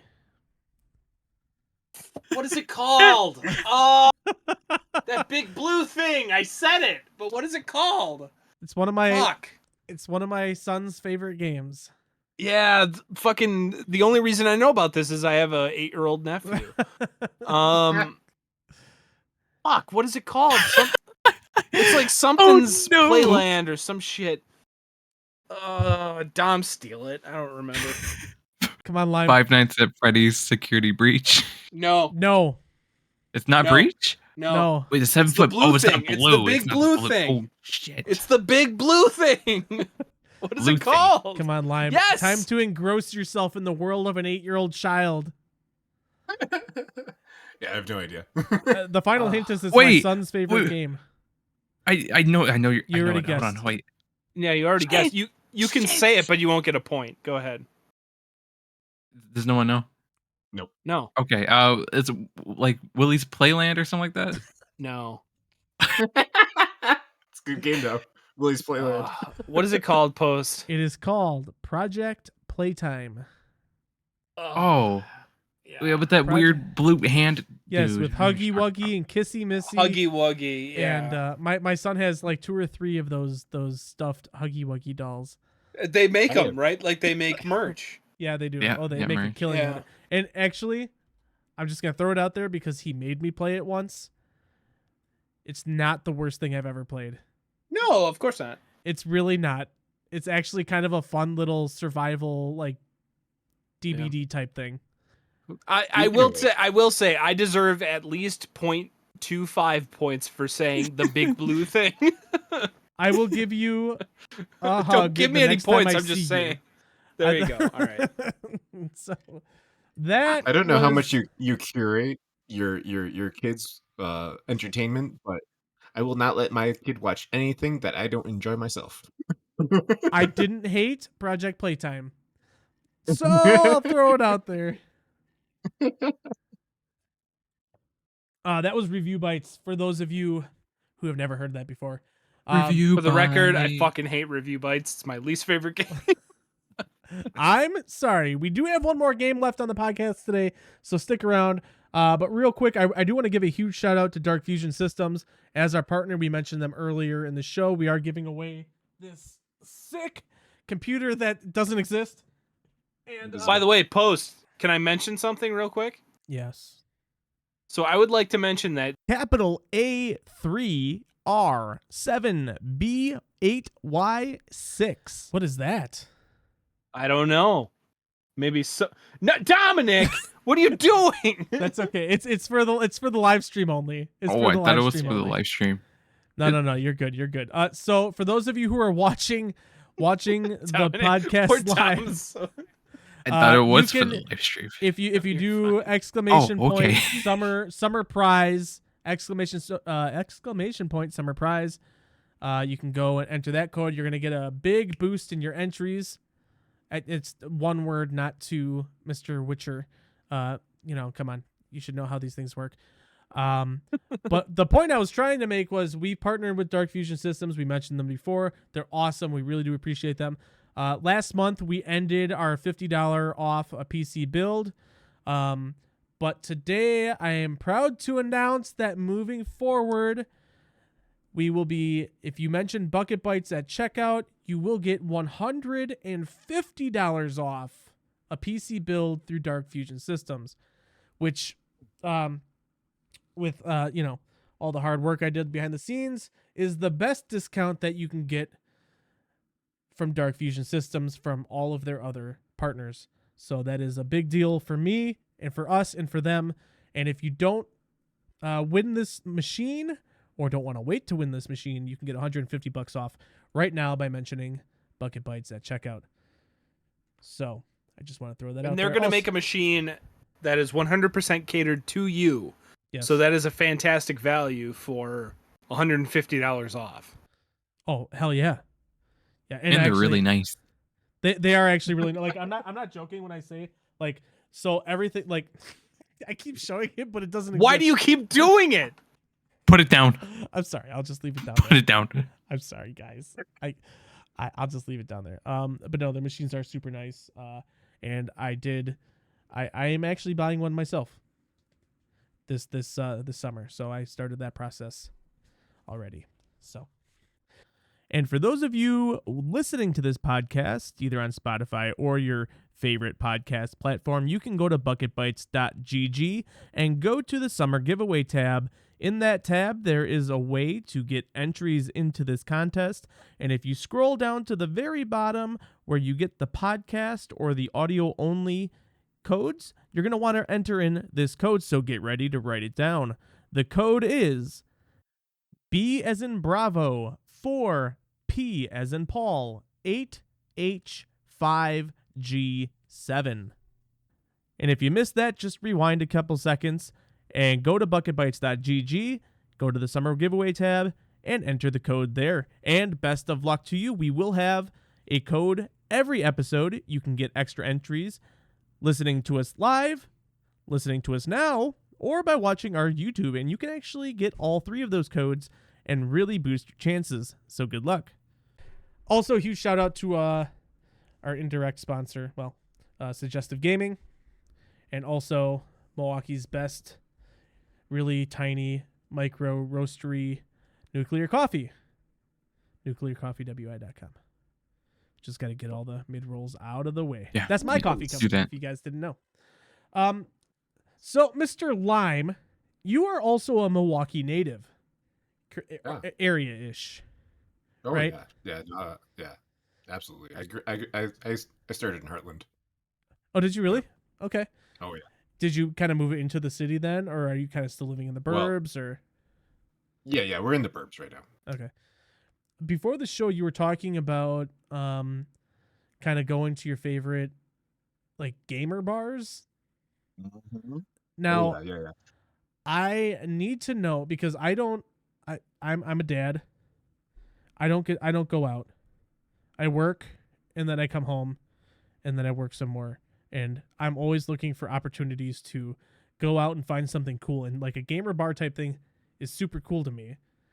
I would love to know who you go to, or what, like, if, because we get a lot of Milwaukee listeners too. So like this would be beneficial for them. Yeah. So there's a couple of them that I go to. One used to be called Binary, is now called Nicky Mix Place. That's where I used to play D&D.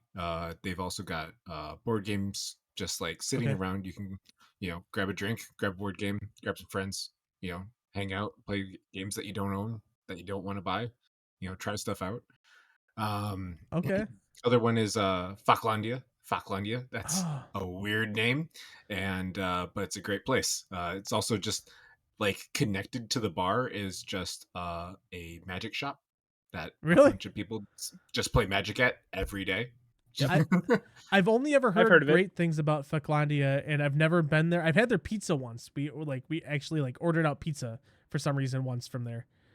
I've been to Falklandia, but for the record, and I think, correct me if I'm wrong, Bucket Bytes guy, or I'm sorry, Buzzed. Buck Buzzword guys, I think they've talked to those guys. Yeah, in have the they? past. I'm pretty sure they have. I think so. Shout out So, Buzzword, by the way, another great Milwaukee podcast. Yeah, I've been to Falklandia. Those guys are great.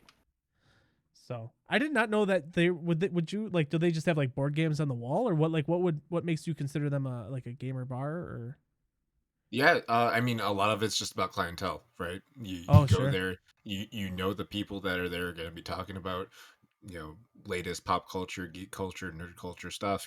They're interested in games, they're interested in board games, they're interested in, the culture. Damn. Usually, it's people that you can sit down and chat about. Hey, did you see Game Fest? Really? And they're in St. Francis, which is Yeah, a suburb. Falklandia. Yep. Yeah. Is the food good? Fantastic. I was gonna say Falklandia's got some the pretty good pizza. food. I'd never heard of Falklandia when I first moved back down here to Milwaukee from Appleton, and like one of the things was, hey, we got to order pizza from these guys, and I'm like, okay. I didn't know why, and then I ate it, and it was actually really good. So all of you, Milwaukee I had their listeners- chicken sandwich, which was amazing. So Oh, Do they have a There spicy you chicken go. sandwich though? Like, is it? I don't remember. I don't. I'm not gonna say because I You're don't not gonna remember. spoil it. We should. Just- No, I just don't go remember, next so time. I can't speak.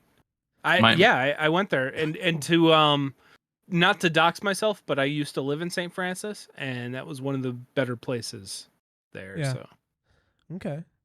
one of my lifetime goals is to eat every chicken sandwich in the world. So that's gonna be one of my stops, I guess, in my journey. Every single one. I need to have every chicken sandwich Why at you gotta least be once. So greedy, bro. but hold on, does that include like so McDonald's has a chicken sandwich? Are you talking like every McDonald's chicken sandwich? So you have to go to every McDonald's. No, in the I'm talking world? about like every different type of chicken sandwich from a different brand. But the McDonald's in Madrid might make it differently than the McDonald's then in Tulsa, I Oklahoma. will try it then. I will anything that's a different chicken sandwich. I will All try it. right. Good luck. And then I That's all I'm wanted to gonna mention. say. Sorry, I wanted to mention that not a gamer bar, not a bar at all, no alcohol. But Warp Storm Games just opened up recently, and that place is the best deal that you can get for just hanging out at a place that sells board games, because they've got a cafe in there. They've got these Warhammer stations set up so that you can play your own games. Warhammer. And Will they scream "Wog" and "For the Emperor"? sadly, I don't. That's not my experience. Nope. But what they do have is just a stupid huge collection of manga that's free to read, and it's just Ugh. I don't know how they make money, honestly, because everything's free. It's probably through their Warpstrom membership program, which is $15 a month, or $25 a month, or $35 a month, Yeah. depending on what you want. Sign up today in store Serious. or from. I'm just kidding. They are not sponsored. Wow. But is I that have- is that like library style where you can read it there when you go? Like yeah. I just when I went there, nobody talked to me about membership, so I don't know anything about that. But yeah, they're just like, yeah, read any manga you want while you're here. Yeah, you get there's so. a cafe inside the store that you can buy food and drinks from. Yeah. They got Oh, boba. cool. Wait, they didn't talk to you Do about. they have boba? They got boba. So one of their perks for their membership is unlimited access to gaming areas and manga library. Yeah. Manga. Manga. That I'm sorry. used to be I'm Mango. mango. Mango. I That- like mangoes. When I was there, that was just free. So I guess they changed stuff up. I don't know. That's just So Or but you maybe said- there's like different levels. You said it's mostly Warhammer. Do they do D&D there? Like, do you know? yeah. They they were live streaming it. there No was, shit. there was Oh, like shit. there was a whole like table set up that they had a curtain around. And they were just streaming, some D&D. Yo, what the fuck? Not to This is like- steal. This is like right by my fucking house. Doxed. Oh, Yeah, I was gonna say just dox dox. yourself, brother. I was gonna say Um, it's like super close to my Nobody house. wanted to go to your house. Post not to steal any thunder, but if you want to get into D&D, we have a group in the SG chat. Do you really? Yes. Well, They- is it like a local thing or is it well, they do it over Discord. yeah, I want to try like an in-person I like type in-person. thing. That's Because fair. I want my, because like my wife, my wife wants to, like, so immediately I'm like, dude, my wife wants to do something nerdy. Like I want to do this. I will stop what I'm doing to go play D&D with you, because she's not a gamer. She's not she doesn't do these things. normally, so like it's a big deal for me. She's a great streamer. I'll tell you what, It's 'cause I I've forced DM'd her. a lot. Have you? And if you want to do don't want to do like a one shot or something. I need a DM because I've only played like a handful of times myself. I will, and I'm gonna be completely honest here, and I very rarely do this, but I will commit if Mr. Lime says that he's gonna DM a one shot with you and your wife, I will be there with yes. Aziza, and we will make something out of this. We Oh will my do god, that sounds amazing. I I- love DMing because I love doing the voices and Oh, just sure. acting out, and I love making little stories. Well, Oh, you'll you have. guys have fun. Oh, sorry, Dom. You can just go fuck yourself. It's all right. We'll have a lot of fun over here. it. Well, you Um, know, if you move out from the fucking West Coast over here, Yeah, we from can California. make it happen. Yeah, just come from California to Wisconsin. It'll be all right. I'm Yeah. in Virginia. Yeah, it's like basically not. That's all right. That's okay. So actually, I did want to ask you, just kind of going back to your game just a little bit here before we jump into the next bite. What has been the most troubling part of the development so far? Like, what has frustrated you the most? Yeah. Okay. So you would think it's the art, right? Because like the art is something that I'm not good at. But no, it's not the art because I just basically ignore it. The most frustrating thing is the thing that I'm trying to do and not doing it very well. And that would be ice. Sliding on ice. Okay, so in the later levels, there's sliding on ice, basically like Pokemon, right? You have these puzzles where you start sliding and you'll hit like a wall, and you have to kind of like predetermine which route you want to take to not slide off into the water and die, right? Gliding is just programmatically very confusing. Who decides how you slide? Is it the character that's moving on the ice, or is it the ice itself that tells things to slide? When you think about it from like a software development stance, it's like, are you talking from top down or bottom up, right? Like which direction is information flowing, right? And if I want everything to be able to slide on ice, then ice should be the one that tells things to slide. But that's not the easiest way to do it. So anyway, ice sucks. Sucks to work with. You'd think it wouldn't be that hard. Oh, you just tell it to move on to the next spot or whatever. And that's kind of what it does. But there's a lot of things that I have to check. Like if you're holding something and that thing runs into a thing, well, now you shouldn't keep on going. You should stop because the thing you're holding stopped, right? So Go ahead, Dom. Something in the game when I was playing. So how does the point system work? So I'm so sorry about this. The point system is like my wife's been telling me this for, I swear, a year. The point system needs to be communicated to the players, and I'm like, yeah, you're right. I'll do it. I'll do it soon. I swear. I was looking at the high scores and I was trying to beat it, but I was like, wait, what am I doing wrong? Yeah. Okay. So the high scores are real. Yeah. There's a couple of parts to it. So the main thing that you want to get, the thing that you get the most points for, is saving as many people or opening the treasure chests or whatever, right? You get no points for killing or saving red guys. So whatever you do with those, Oh, I noticed that. Okay. Yeah. Right, yep. Then it's all about time. How fast you do it, and like that's just like if you do all of the stuff, then it's only about how fast you do it. So like a lot of people have found interesting routes and different solutions that even I didn't think of, that I don't expect. And then on top of that, a lot of people are smashing those buttons. My nephew said he's been playing a single level for hours trying to get to the top score because he's only 1 point away from tying the top score right now. Oh no. He says he doesn't even look at the screen anymore. He's putting in the buttons while he's watching something else. Yeah, just muscle memory. Yeah. I'm guessing it's the first one then, right? The first one if he's not looking. No, it's not the first one. I think it was the one with the treasure chest behind. It's the third one, I think. I think that's the one that he was like, Oh, really? No. Okay. He got that one. It's a different one. Don't know. Sorry. But anyway, there's one where if you look at it, there's two people and they're the number 1 and number 2 are 1 point away.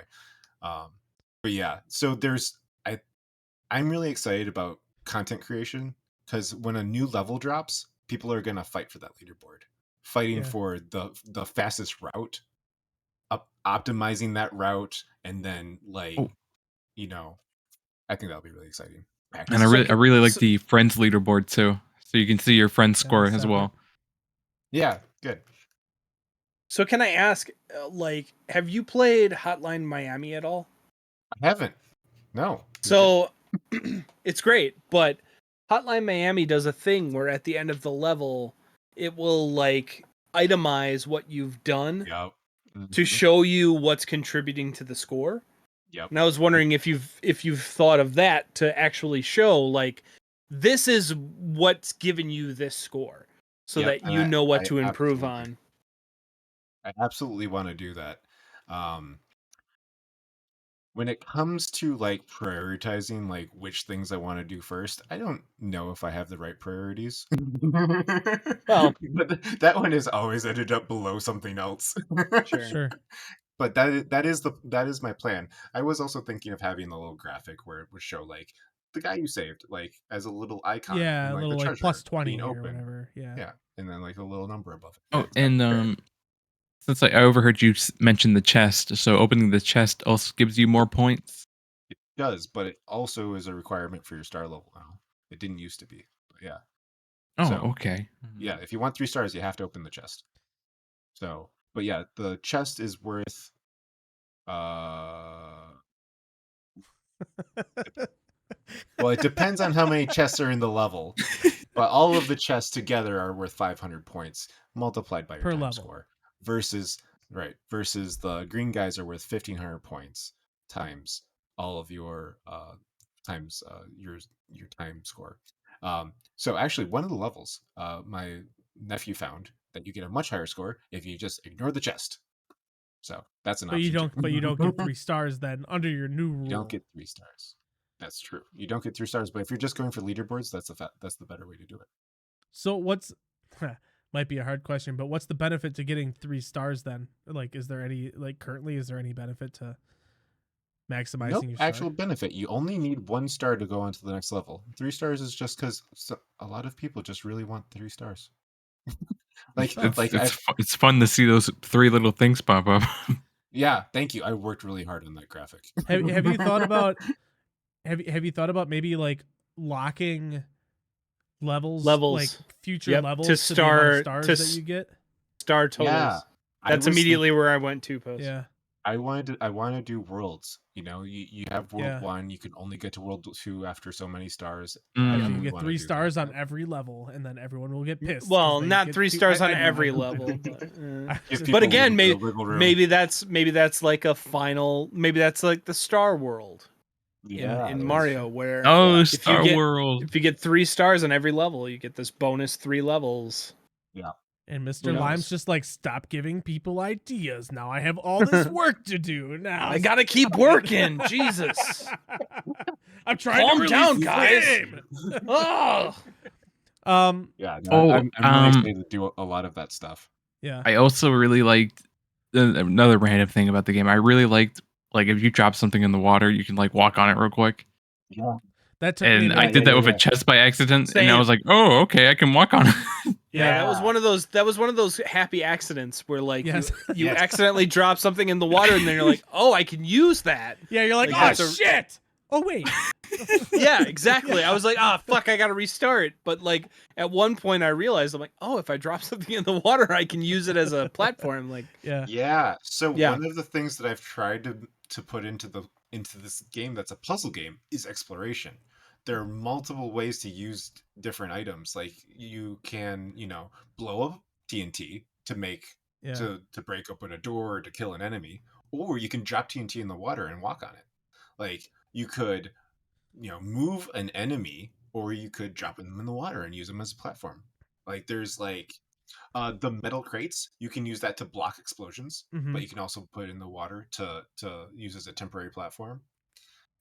But there's some weird code there, because if you put, I don't know if it's still in the game, I think it might be, if you put a platform in the water, a metal crate in the water, and then put a bomb on top of it, it bounces the bomb way up into the air. Oh, I'm gonna Just like try that now. total- I'm gonna go totally try that. random. it's not a bug; it's a feature. It's I'm a gonna Yeah, go I'm try gonna it try after this. Yeah, Oh, I've really wanted to add more and more puzzle pieces to have and facilitate more of that exploration. and one of the levels, for some reason, I didn't like think you could pick up a bomb and move it. And I was like running out of time last second. I picked up the bomb and I like was trying to, I was trying to move a person. I actually picked up the bomb and I threw it in the water. And I was like, "What the fuck just happened?" Oh, right. And I was like, "Oh, I got the And level then done." nothing happened. Yeah. I was Cheater. hoping that throwing the bomb in the water would be like, oh, that actually makes sense. You know, like It did. I was like, "Oh, I should have done that earlier." I'm glad that the game's come as far as it has with mechanics. I just have to do 90% of the game.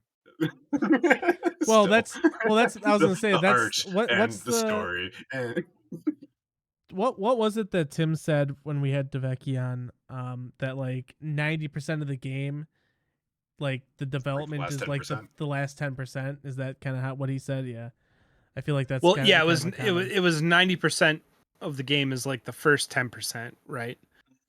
Right. Like or I get it. figuring it out, and then after that, you just and then kind it's the of cleaning it up. 90% of your time is like massaging it. yeah. Ooh, Yeah. massaging it. So like I said, my game was a weekend jam, right? I just made it in a weekend, and then that core concept, like you can play it still, like that original game is on itch, and Yeah, like it's still there. Like 90% of the game is there, but like I've just spent the last year massaging it into a better form. gotcha. So you heard it here, folks. Just go to his It's page and play the full game without having to actually buy it. I'm just kidding. I'm just kidding. Well, actually, so right now the demo on Steam is the full game. It's everything I've made for the game so far. I just I have no qualms about people playing as much as they want. I would love if people played it for hours. I don't care. There's maybe they'll be like, "Oh, I've played enough of the game. I don't need to play it anymore." Yeah, But I think that the real value of the game comes out of experiencing to the point where you get those aha moments and you realize that the game is actually deeper. sure. Like the first 10 levels, it's like it's not bad, but it doesn't do justice to when you get into the deeper levels. Okay. It's so much, there's so much going on in the game that I'm trying to teach you, that you know, I as the game developer am trying to teach you, the Yeah. player, through each level, that uh it really starts to become a bigger game as you go Sure. deeper. Okay. And I was snipping around on your YouTube channel, and I did see like a video from a year ago, and it had the game name there, but with like a black screen. So has the game been in like development for like a year? 3 Yeah, at years. least. I was gonna say. Oh, has I it thought been you said more? 2019. 2019 is when I went and first made the game jam, but I wasn't working on it since then. Oh, okay. I've only started actually putting effort into it. So like I did a lot of game jams, and like this is the one that in my mind stuck out. It's the Mm. Sure. idea that I was like, I would like to explore that more, and I think it has potential. Yeah. Okay. Let me ask. I really only had two like final questions on the game. Is like, Yeah. one is like, I know if I ask your buddy, who was making the plant game, Uh-huh. is this kind of a stepping stone to other games that you kind of had on, like, in the memory banks? Is this kind of like a stepping stone to something for that, or? Oh yeah, absolutely. So I have a lot of inspiration from a lot of my favorite games. I personally have a lot of love for every game from Atlas and Nippon Ichi Software. I have a lot of love for dungeon crawlers. There's a lot of strange niche games that I think need to be explored more, and that's kind of where I'm trying to head. Don't say While still roguelites. trying. Don't say roguelites because Josh will just like he'll hang up right now. It's the sad thing about roguelikes is that they sell. So Oh, when it what about when like it comes Hollow down to a Knight? job, Hollow Knight, Hollow Knight's Yeah. great, and that's Oh. because it's a Souls-like. Sure. Yeah. Souls-like Metrovania, you can't get any. That's indie bread and butter right there. Mm. That's true. That's true. Oh, speaking of indie games, right? So I'm sorry, this is gonna like spurt into a weird story. So there in the city I'm in, they have a little sometimes they set up stands and stuff, and people sell their own products and everything. And there was a game developer there, and he was making a Christian like a Christian Metrovania type of game, and he was like offering people to go play it, and he had like his Last of Us? TV set up. No. Wait, Okay, because that game exists. Okay. And he had like books. It was like a fantasy Christian novel thing. And he told me to go. Like he asked me, like, "Hey, you want to try out this game?" And I said, "Sure, why not?" And it was like he replaced the Hollow Knight guy with this Christian girl wearing like a schoolgirl outfit, and all the sounds were from Hollow Knight. All the movement was Oh. from Hollow Knight, and it was just like a. And I asked him, "This is really like inspired by Hollow Knight, isn't it?" He's like, "Yeah, I used some assets here and there." And it was like there's Just the whole straight up thing was stolen. like the whole thing was like a stolen asset. All the Oh, sounds no. were from Hollow Knight. The jumping was from Hollow Knight. I was gonna start like crying if I seen like the Hollow Knight guy's horns pop out a little bit. But it would have been funny if that did happen. But it was just felt like he just stole the whole thing and just said, "Here you go." There was no enemies. It was just like a Hollow Knight with nothing. Nothing. Nothing. The only thing he did that was original was like the little Christian girl model. Weird. Hold on, I'm so confused. Where are we going with this story? I just wanted to the Hollow Knight came in my mind, and I just wanted to share that. Oh, okay. Yeah, Share that whole thing. It was just indie so funny to developer me. experience. Okay. No, that's But it good. wasn't like anything unique compared to like what Lime has made, because Thank it was a you. cool little Wow. experience. Yeah, no, that's a good point because I mean it's true though. Like I mean, outside of something like super hot, like there's really not much out there in terms of games that like mess with like time. It's not really time manipulation. It's just slow time, right? Mhm. Yeah. Right. So, I think it's a pretty fun little idea. I know my son. Like, actually, it's funny. I told my son we were out having dinner today, and he's like, "Oh, well, you got your podcast today. Who's gonna be on?" I'm like, "You know that game with the pirates and the time slows down?" He's like, "Oh, I love that game," and I'm like, "Yeah." Like, so I mean, hey, like, you know, at the very least, at the very minimum, you know that I'm gonna end up buying it because my son loves it. So like, but I also enjoy it. And I'm curious before we jump into our final bite for the night. Do you have a kind of a release date, like a set target date for when you want to release the actual game? Yeah. So October is Ooh. going to be Steam Next Fest. Okay. So the demos should get some. Steam should promote it for the Next Fest, and then I'll be releasing it in November. Probably less Okay. than a month after the festival is over. Oh, dude, And it would have so been so funny if you said like October 9th, because that's my birthday. It would have been so funny if you just just for said it you, was bud. just for me. Just for Dom. But the plan is I'm either going to release it early access or I'm going to release it for free. And I'm going to use whatever money I get from early access to pay for artists to rework Okay. the game. And then I'll spend, Oh, that's a good idea. you know, That yeah. sounds cool. I think that's a good idea. I'll, And if I had to put my 2 cents in, because I know before you were kind of saying like I don't know if I should just charge $3, then whatever, or if I should be free to play, then whatever. I feel like like $3 to $4, even if it was like $5, I feel like that's a small enough entry fee, an entry point to get in and have people like have fun and build all these custom maps. Because like ultimately like that's what I personally I feel is going to bring in the most amount of people is like all these like you look at what's the Mario level maker Super thing? Mario Maker. Mario Yeah, Maker. Mario Maker. Yeah, like I just Yeah. like the only reason I ever considered buying that or playing that was because of all the crazy levels that like people made and stuff. So like Mhm. like I think that would be a really like just a personal opinion here, my 2 cents. Mhm. But I think that would be a great way to go about it, is just having the upfront, people build, people play.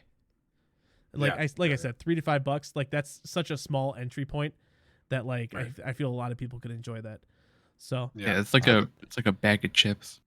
right, or You'd be that's less surprised than, how people are very protective of their bag of chip money. Well- they're like, I could buy a bag of chips for that. well, once you start It creeping could go in both on ways, cup of you know? coffee money, I don't know. Once you start creeping in on a cup of coffee money, then you're kind of making a difference in someone's life. No, I'm kidding. It's Josh, true. before A lot we of grab, people- what was that? I'm sorry. Sorry, I was just saying it's true. It's a lot of people think that way. I mean, I don't like Coffee, paying for yeah. any games, but I still do Or it 'cause- coffee. Yeah, that's true. Josh, before we head into the final bite of the night, did you have any last questions while you were, having fun relieving? No, No, no, I'm good. okay, okay. Oh, All wait, right, Thank you, I was guys. so Lime. You did say you like Yakuza, right? Oh, yeah. Did you see the trailer for the new one that's Yup. coming out? Yup. And I saw that it was called Gaiden, which I Yeah, had yeah, to look, Gaiden. right. I was looking that up. I'm like, okay, so I know Ninja Gaiden, right? Right. This is a word I've heard before. What does it actually mean? It means side story. Right. So Oh, really? it's saying that this is not part of the main series, and I thought that was really interesting And because that's I why mean, it's like a dragon.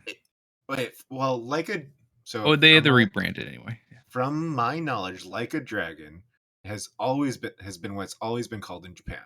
I Correct. think. Yeah. Yes. Yes. So that's just kind of like saying this. We just called it in America what it's always been called. Right? Mhm. Yeah. So So they pulled a Resident Evil where Resident Evil did Resident Evil 7 Biohazard is what they called it in the West. Whereas in the East they called it Biohazard Resident Evil because Oh. it's always been called something different in the West and East. So they decided Capcom decided that they were going to converge and just be like, all right, we're going to call it one thing. And that's what Yakuza has done now with Like a Dragon, where the rest of the Yakuza games in the West are now going to be called Like a Dragon. So the It's looking good, Gaiden thing, I don't know if it's actually going to be canon or not. Because I would assume not canon, especially from what we saw in that trailer, because it Right. looked like he wasn't the same person. Well, and it's like You really- supernatural. Like he's got Yeah. weird. Yeah, Oh, it's always been tendrils kinda come like out that, and he though. started whipping people around. Right. I was like, But what the But when shit they is going originally on? announced this game, when they announced The Man with No Name, it was supposed to be what Kazuma was doing, After like in Between- between 6 and 7. It's 7. Yeah. Right. So I don't know if this is going to be like a side story, non-canon what if of what he was doing, or if it's actually going to be canon. I'm really interested in that. I feel like it is going to be canon though, because it just, I don't know. It's just something's telling me it's going to be canon. But how are they going to explain that? Like he's got supernatural abilities. It wasn't really like I thought it was like a Ancient whip weapon. powers. You didn't see like I saw in the gameplay I thought it was when I thought it was like a whip weapon, and like when Q It was was like like heat energy mode, it's tendrils. fire. yeah. Wasn't energy that- tendrils. Yeah, But it was. maybe rewatch. he's hallucinating like in the last game. Well, I not was you. wondering that. You know. So yeah, we'll see. Ichiban. We'll see. It's interesting. I'm so auxiliary to Yakuza because my fiance has been playing them, and I've just watched. So I'm so like second party to it. But The stories in them are just so well done. And dude, the music. there is never literally misses. a scene in Yakuza 6 where a baby gets thrown like a football between 6 people. It's fantastic. The music for that game too never misses. Even in the trailer had good music. I don't even care about the music. I'm dumb. I'm love talking the about music. a baby being I know, thrown like a but football. I want to talk about the music. Man, But yeah, those games are great. I might have to jump on board. I've never played a single one of them. Dom's been trying to get me on them I for a don't think while you're gonna now. like them. They're very long. Yeah, they are long. They are Well, very then I long. can't do it. They're I don't long. have the attention span for Yeah. that. What were we talking about? Oh, Josh. Bucket. Get the Final bucket. bite. Other side. Other side. There we go. There we go. No, put that. Okay, that's good. It looks so All right, we got like it. from my perspective. All right. Oh, look at that. We're playing sound bites, ladies and gentlemen. Oh. Ah! Hey-o. I don't have a sound effect queued up for that. All right, so sound bites is basically what it sounds like. I'm going to play a sound. You're going to guess what it is. This is open forum. If you know the answer, yell it out. You yell. You just yell it out, and I try to guess it the best I can when I see the green light, okay? There is a theme for today. The theme is basically, I'm just going to say it, beginnings. The beginning. The opening. Mhm. Okay? That is the theme. So, without further... I don't want to get sued, so I'm not going to say was that gonna without say further that. ado. Yeah, that's my. All right, that's here my we bit. go. I only have 10 sounds for today, okay? All right, here we go. First sound number 1. When you know it, yell it out.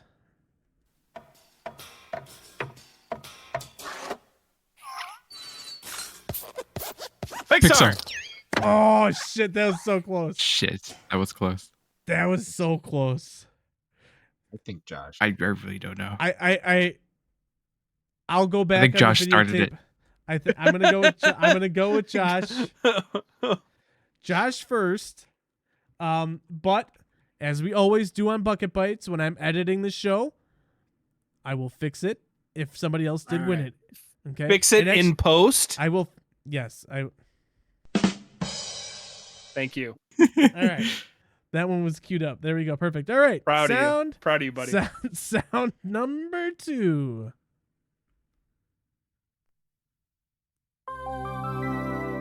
PlayStation, PSP.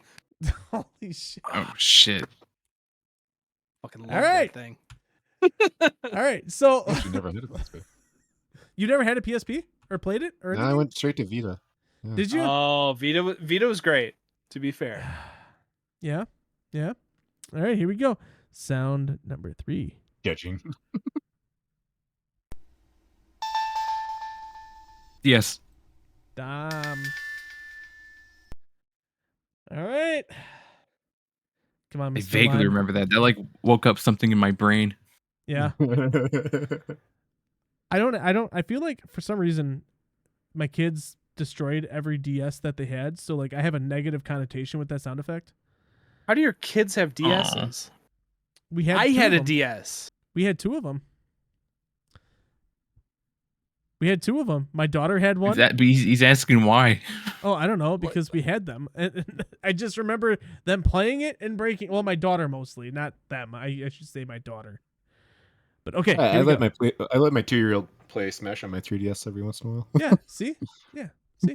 Fair enough. Fair enough. See? Okay. See? I'm just confused because I was like, I had a DS when I was like 14. Like, how did you have a kid with the DS?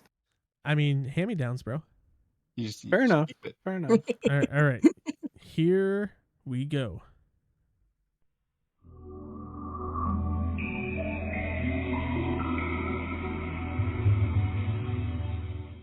Ubisoft? Good guess. That sounded very familiar. I will play it Oh again. my Here- god. Oh my god. I'm gonna we get go. so mad when I know it. Here we Is go. it Dreamcast? Yes, it's Dreamcast. Oh no, I have not heard that. Lime on the board. Here, I'll play it again just so everyone can like hate themselves for not figuring it out right away.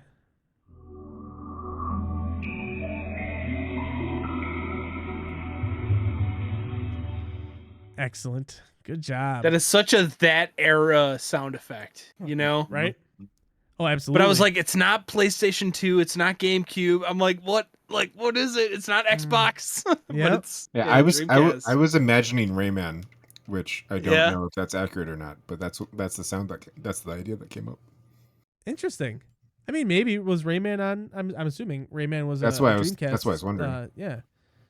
Interesting. Like I always. Never mind. I'm not gonna get into it. All right, here we go. Next sound. Next Into my sound. inner psychology. Here we go. 20th MGM? Century Fox. Oh yeah. Wait, what did Dom say? I didn't say nothing. So It's not Josh, MGM? It is MGM. Yeah. I'm gonna give it. I'm gonna Yeah, give Lime it had to it. Lime. You would have had it because- first No, anyway. Lime said MGM, and I Oh, okay. I agreed. Yeah. Okay. All right. Cool. Excellent. Good job, guys. Number 6. PlayStation. PlayStation 1. That's Lime Shit. again. One? That was Lime. Wait, hold on. I said 2 though. Yeah. It was Oh, did you PlayStation say 2. 2? I said two, isn't it? Oh, it was 2. I That was is two. wrong. That I is said two. PlayStation 1. It was 2. It was PlayStation 2. You were right, sir. I was about to say, that is two. Congratulations. I said 1. Lime I is second-guessed taking over myself. the show. You Excellent. you jumped in before I did anyway. So Yeah, you would've won. you had it. All right, here we go. Hopefully I don't get sued. DHX. Shit. All right, we're cutting that one off as soon as I can. That's one you got to be careful with. I agree.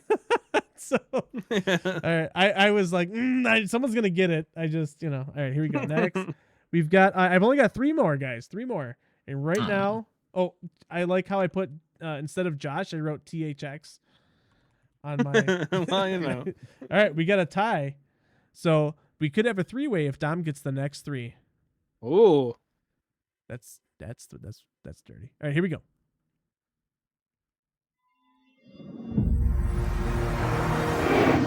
Xbox 360.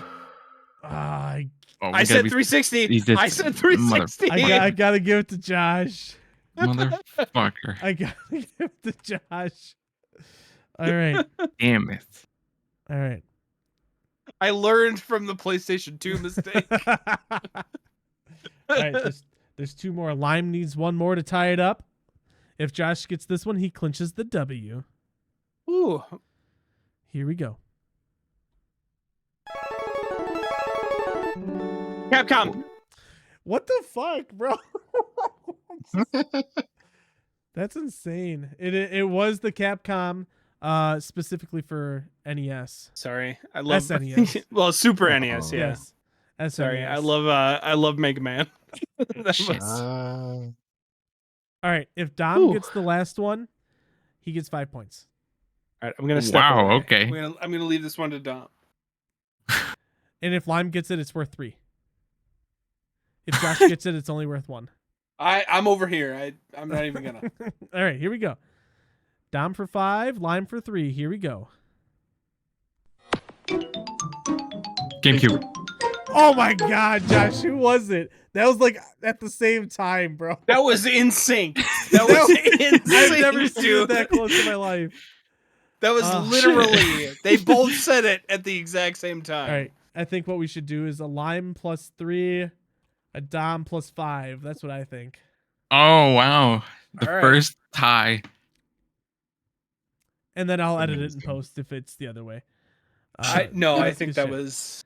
yeah. I've never seen it like the one other time it was that close. There was literally a 1 frame difference between the 2 names, so I was able to like figure it out. But that one might be It might be on the spot. that Yeah. might be on the spot. So excellent. That was Sound Bites. I only had 10 for you today, so I appreciate you guys playing along. It's fun. Before we wrap up the show today, Mr. Lime, we've been pegging you with a lot of questions. So I always like to let you peg us with questions if you so wish. So if you have any questions for Bucket Bytes or us individually or Josh, from Suggestive Gaming, he's a big famous YouTuber.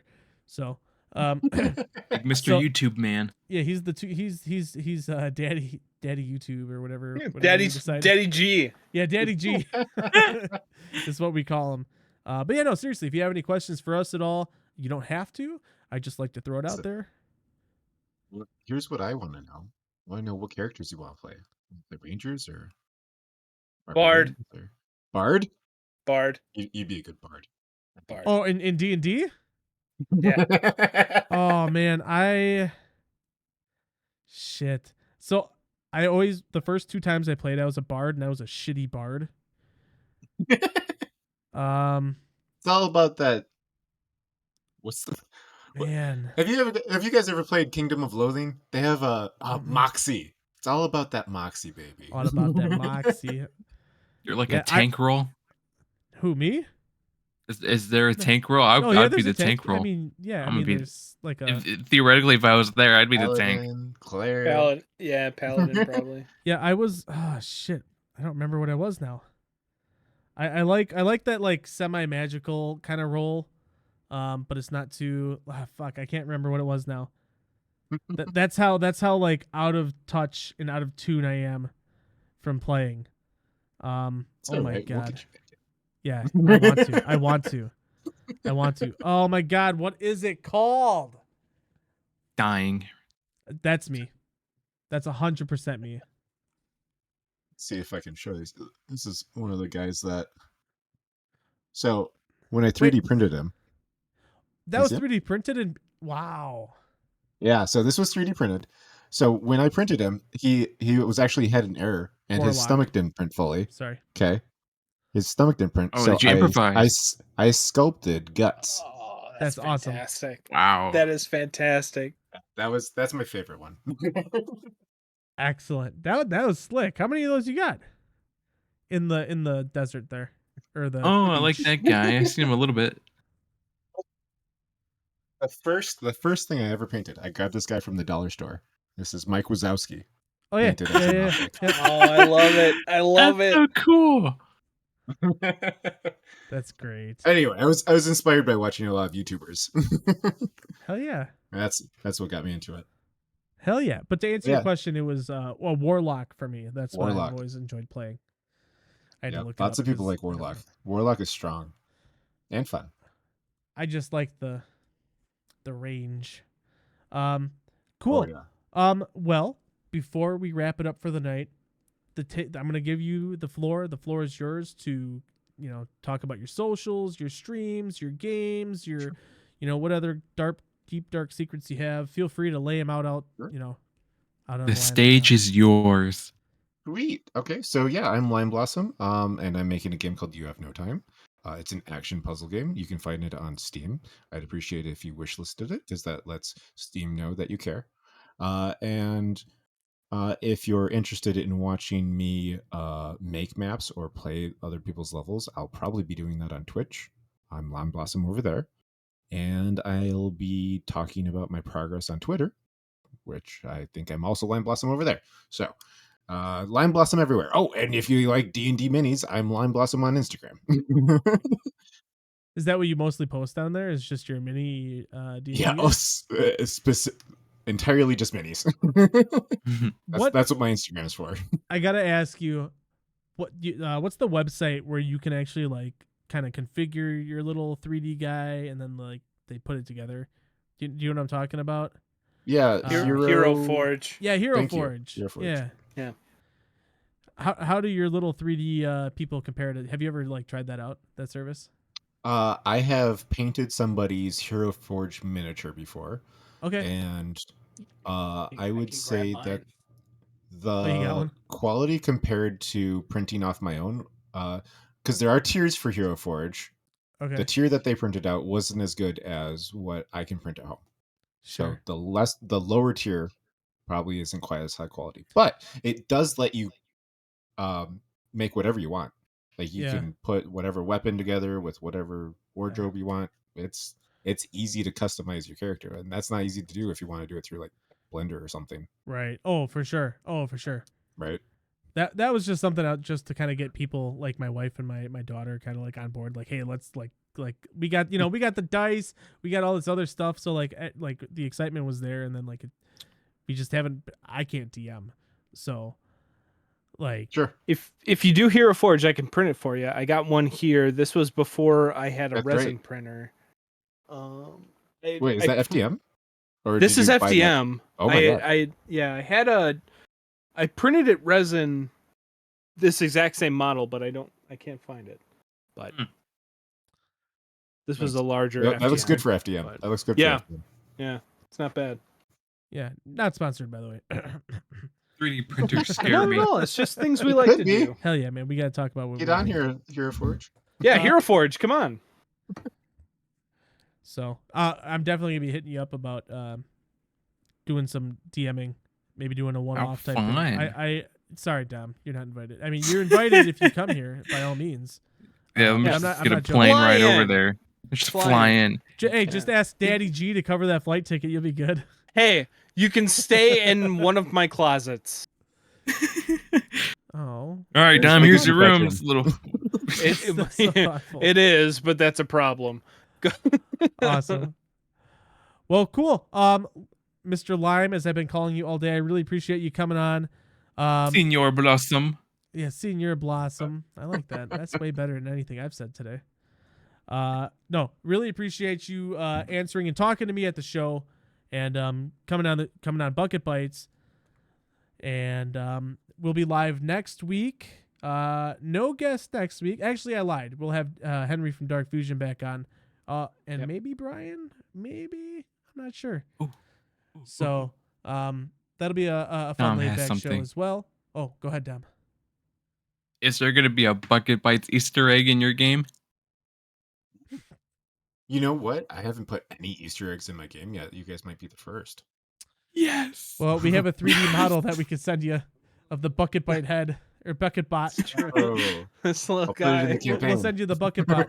You could throw a bomb in his head or something. I don't know. Not joking, Dom. That was good. I don't know. That was Maybe good, we'll have to Dom. work something I'm like, out. whoa, this guy. But no, seriously, thank you for coming on. You're always buddy. welcome to come back if you ever want to, like when the game releases or anything like that. As long as you had fun. Don't tell me now while we're on air because I don't want you to hurt Oh, my I did feelings. though. So Okay, good. Well, fantastic. We'll be Like, back again you next guys- week. Oh, go ahead. Go ahead. Yes. sorry, I'm just putting this out here, but we should probably go grab a drink. I was gonna say that. Like, we definitely need to meet up somewhere. Absolutely. Let's do that. Well, we're all Yeah. local, so it's easy peasy lemon squeezy. Yep. So, dude, shut up! Don't laugh at me, dude, because I'm making stupid Dom, you jokes. could, but also Dom, you couldn't even meet up. You couldn't Yeah, drink. yeah. So it's fine. Now that would look weird. Yeah. Oh, have you ever heard of? Did you talk to the guy from PSVR at all? Because you guys were kind of in that same neck of the woods at the Midwest Gaming Classic. Was I? I don't remember. I think a you were on PSVR the. guy. I think you were actually in the other side. He has a like a VR like bar type thing in Milwaukee. Oh as yeah. well. Yeah, but it's Oh, not that like he sounds doesn't cool. have alcohol. I tried talking him into it. He said no. But anyways, he might be on the show at some point. Anyways, I appreciate Sweet. everyone for coming to hang out. I really do appreciate you, Mr. Lime, for coming to hang out with us, being on the show. And we'll be live next week, Friday, with Henry from Dark Fusion, and also announcing our June game of the month, since we haven't done that yet.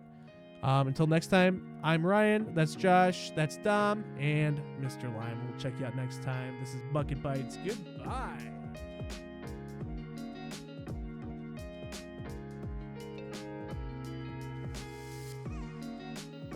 Bucket Bytes is recorded in front of a live Twitch audience over at twitch.tv/bucketbytes. You can also find us on our Linktree, linktr.ee/bucketbytes, where you can find all of our social medias and also some merchandise, and the newly founded www.bucketbytes.gg. It's where you can listen to all of our podcast episodes in your web browser. Stay tuned for a quick sneak peek at what's going to be given to our Patreon supporters for a little bit of extra content this week. We like to record before and after the episodes, so you can just kind of see what goes on before the shows. Thank you for listening. I'm Papa. Goodbye.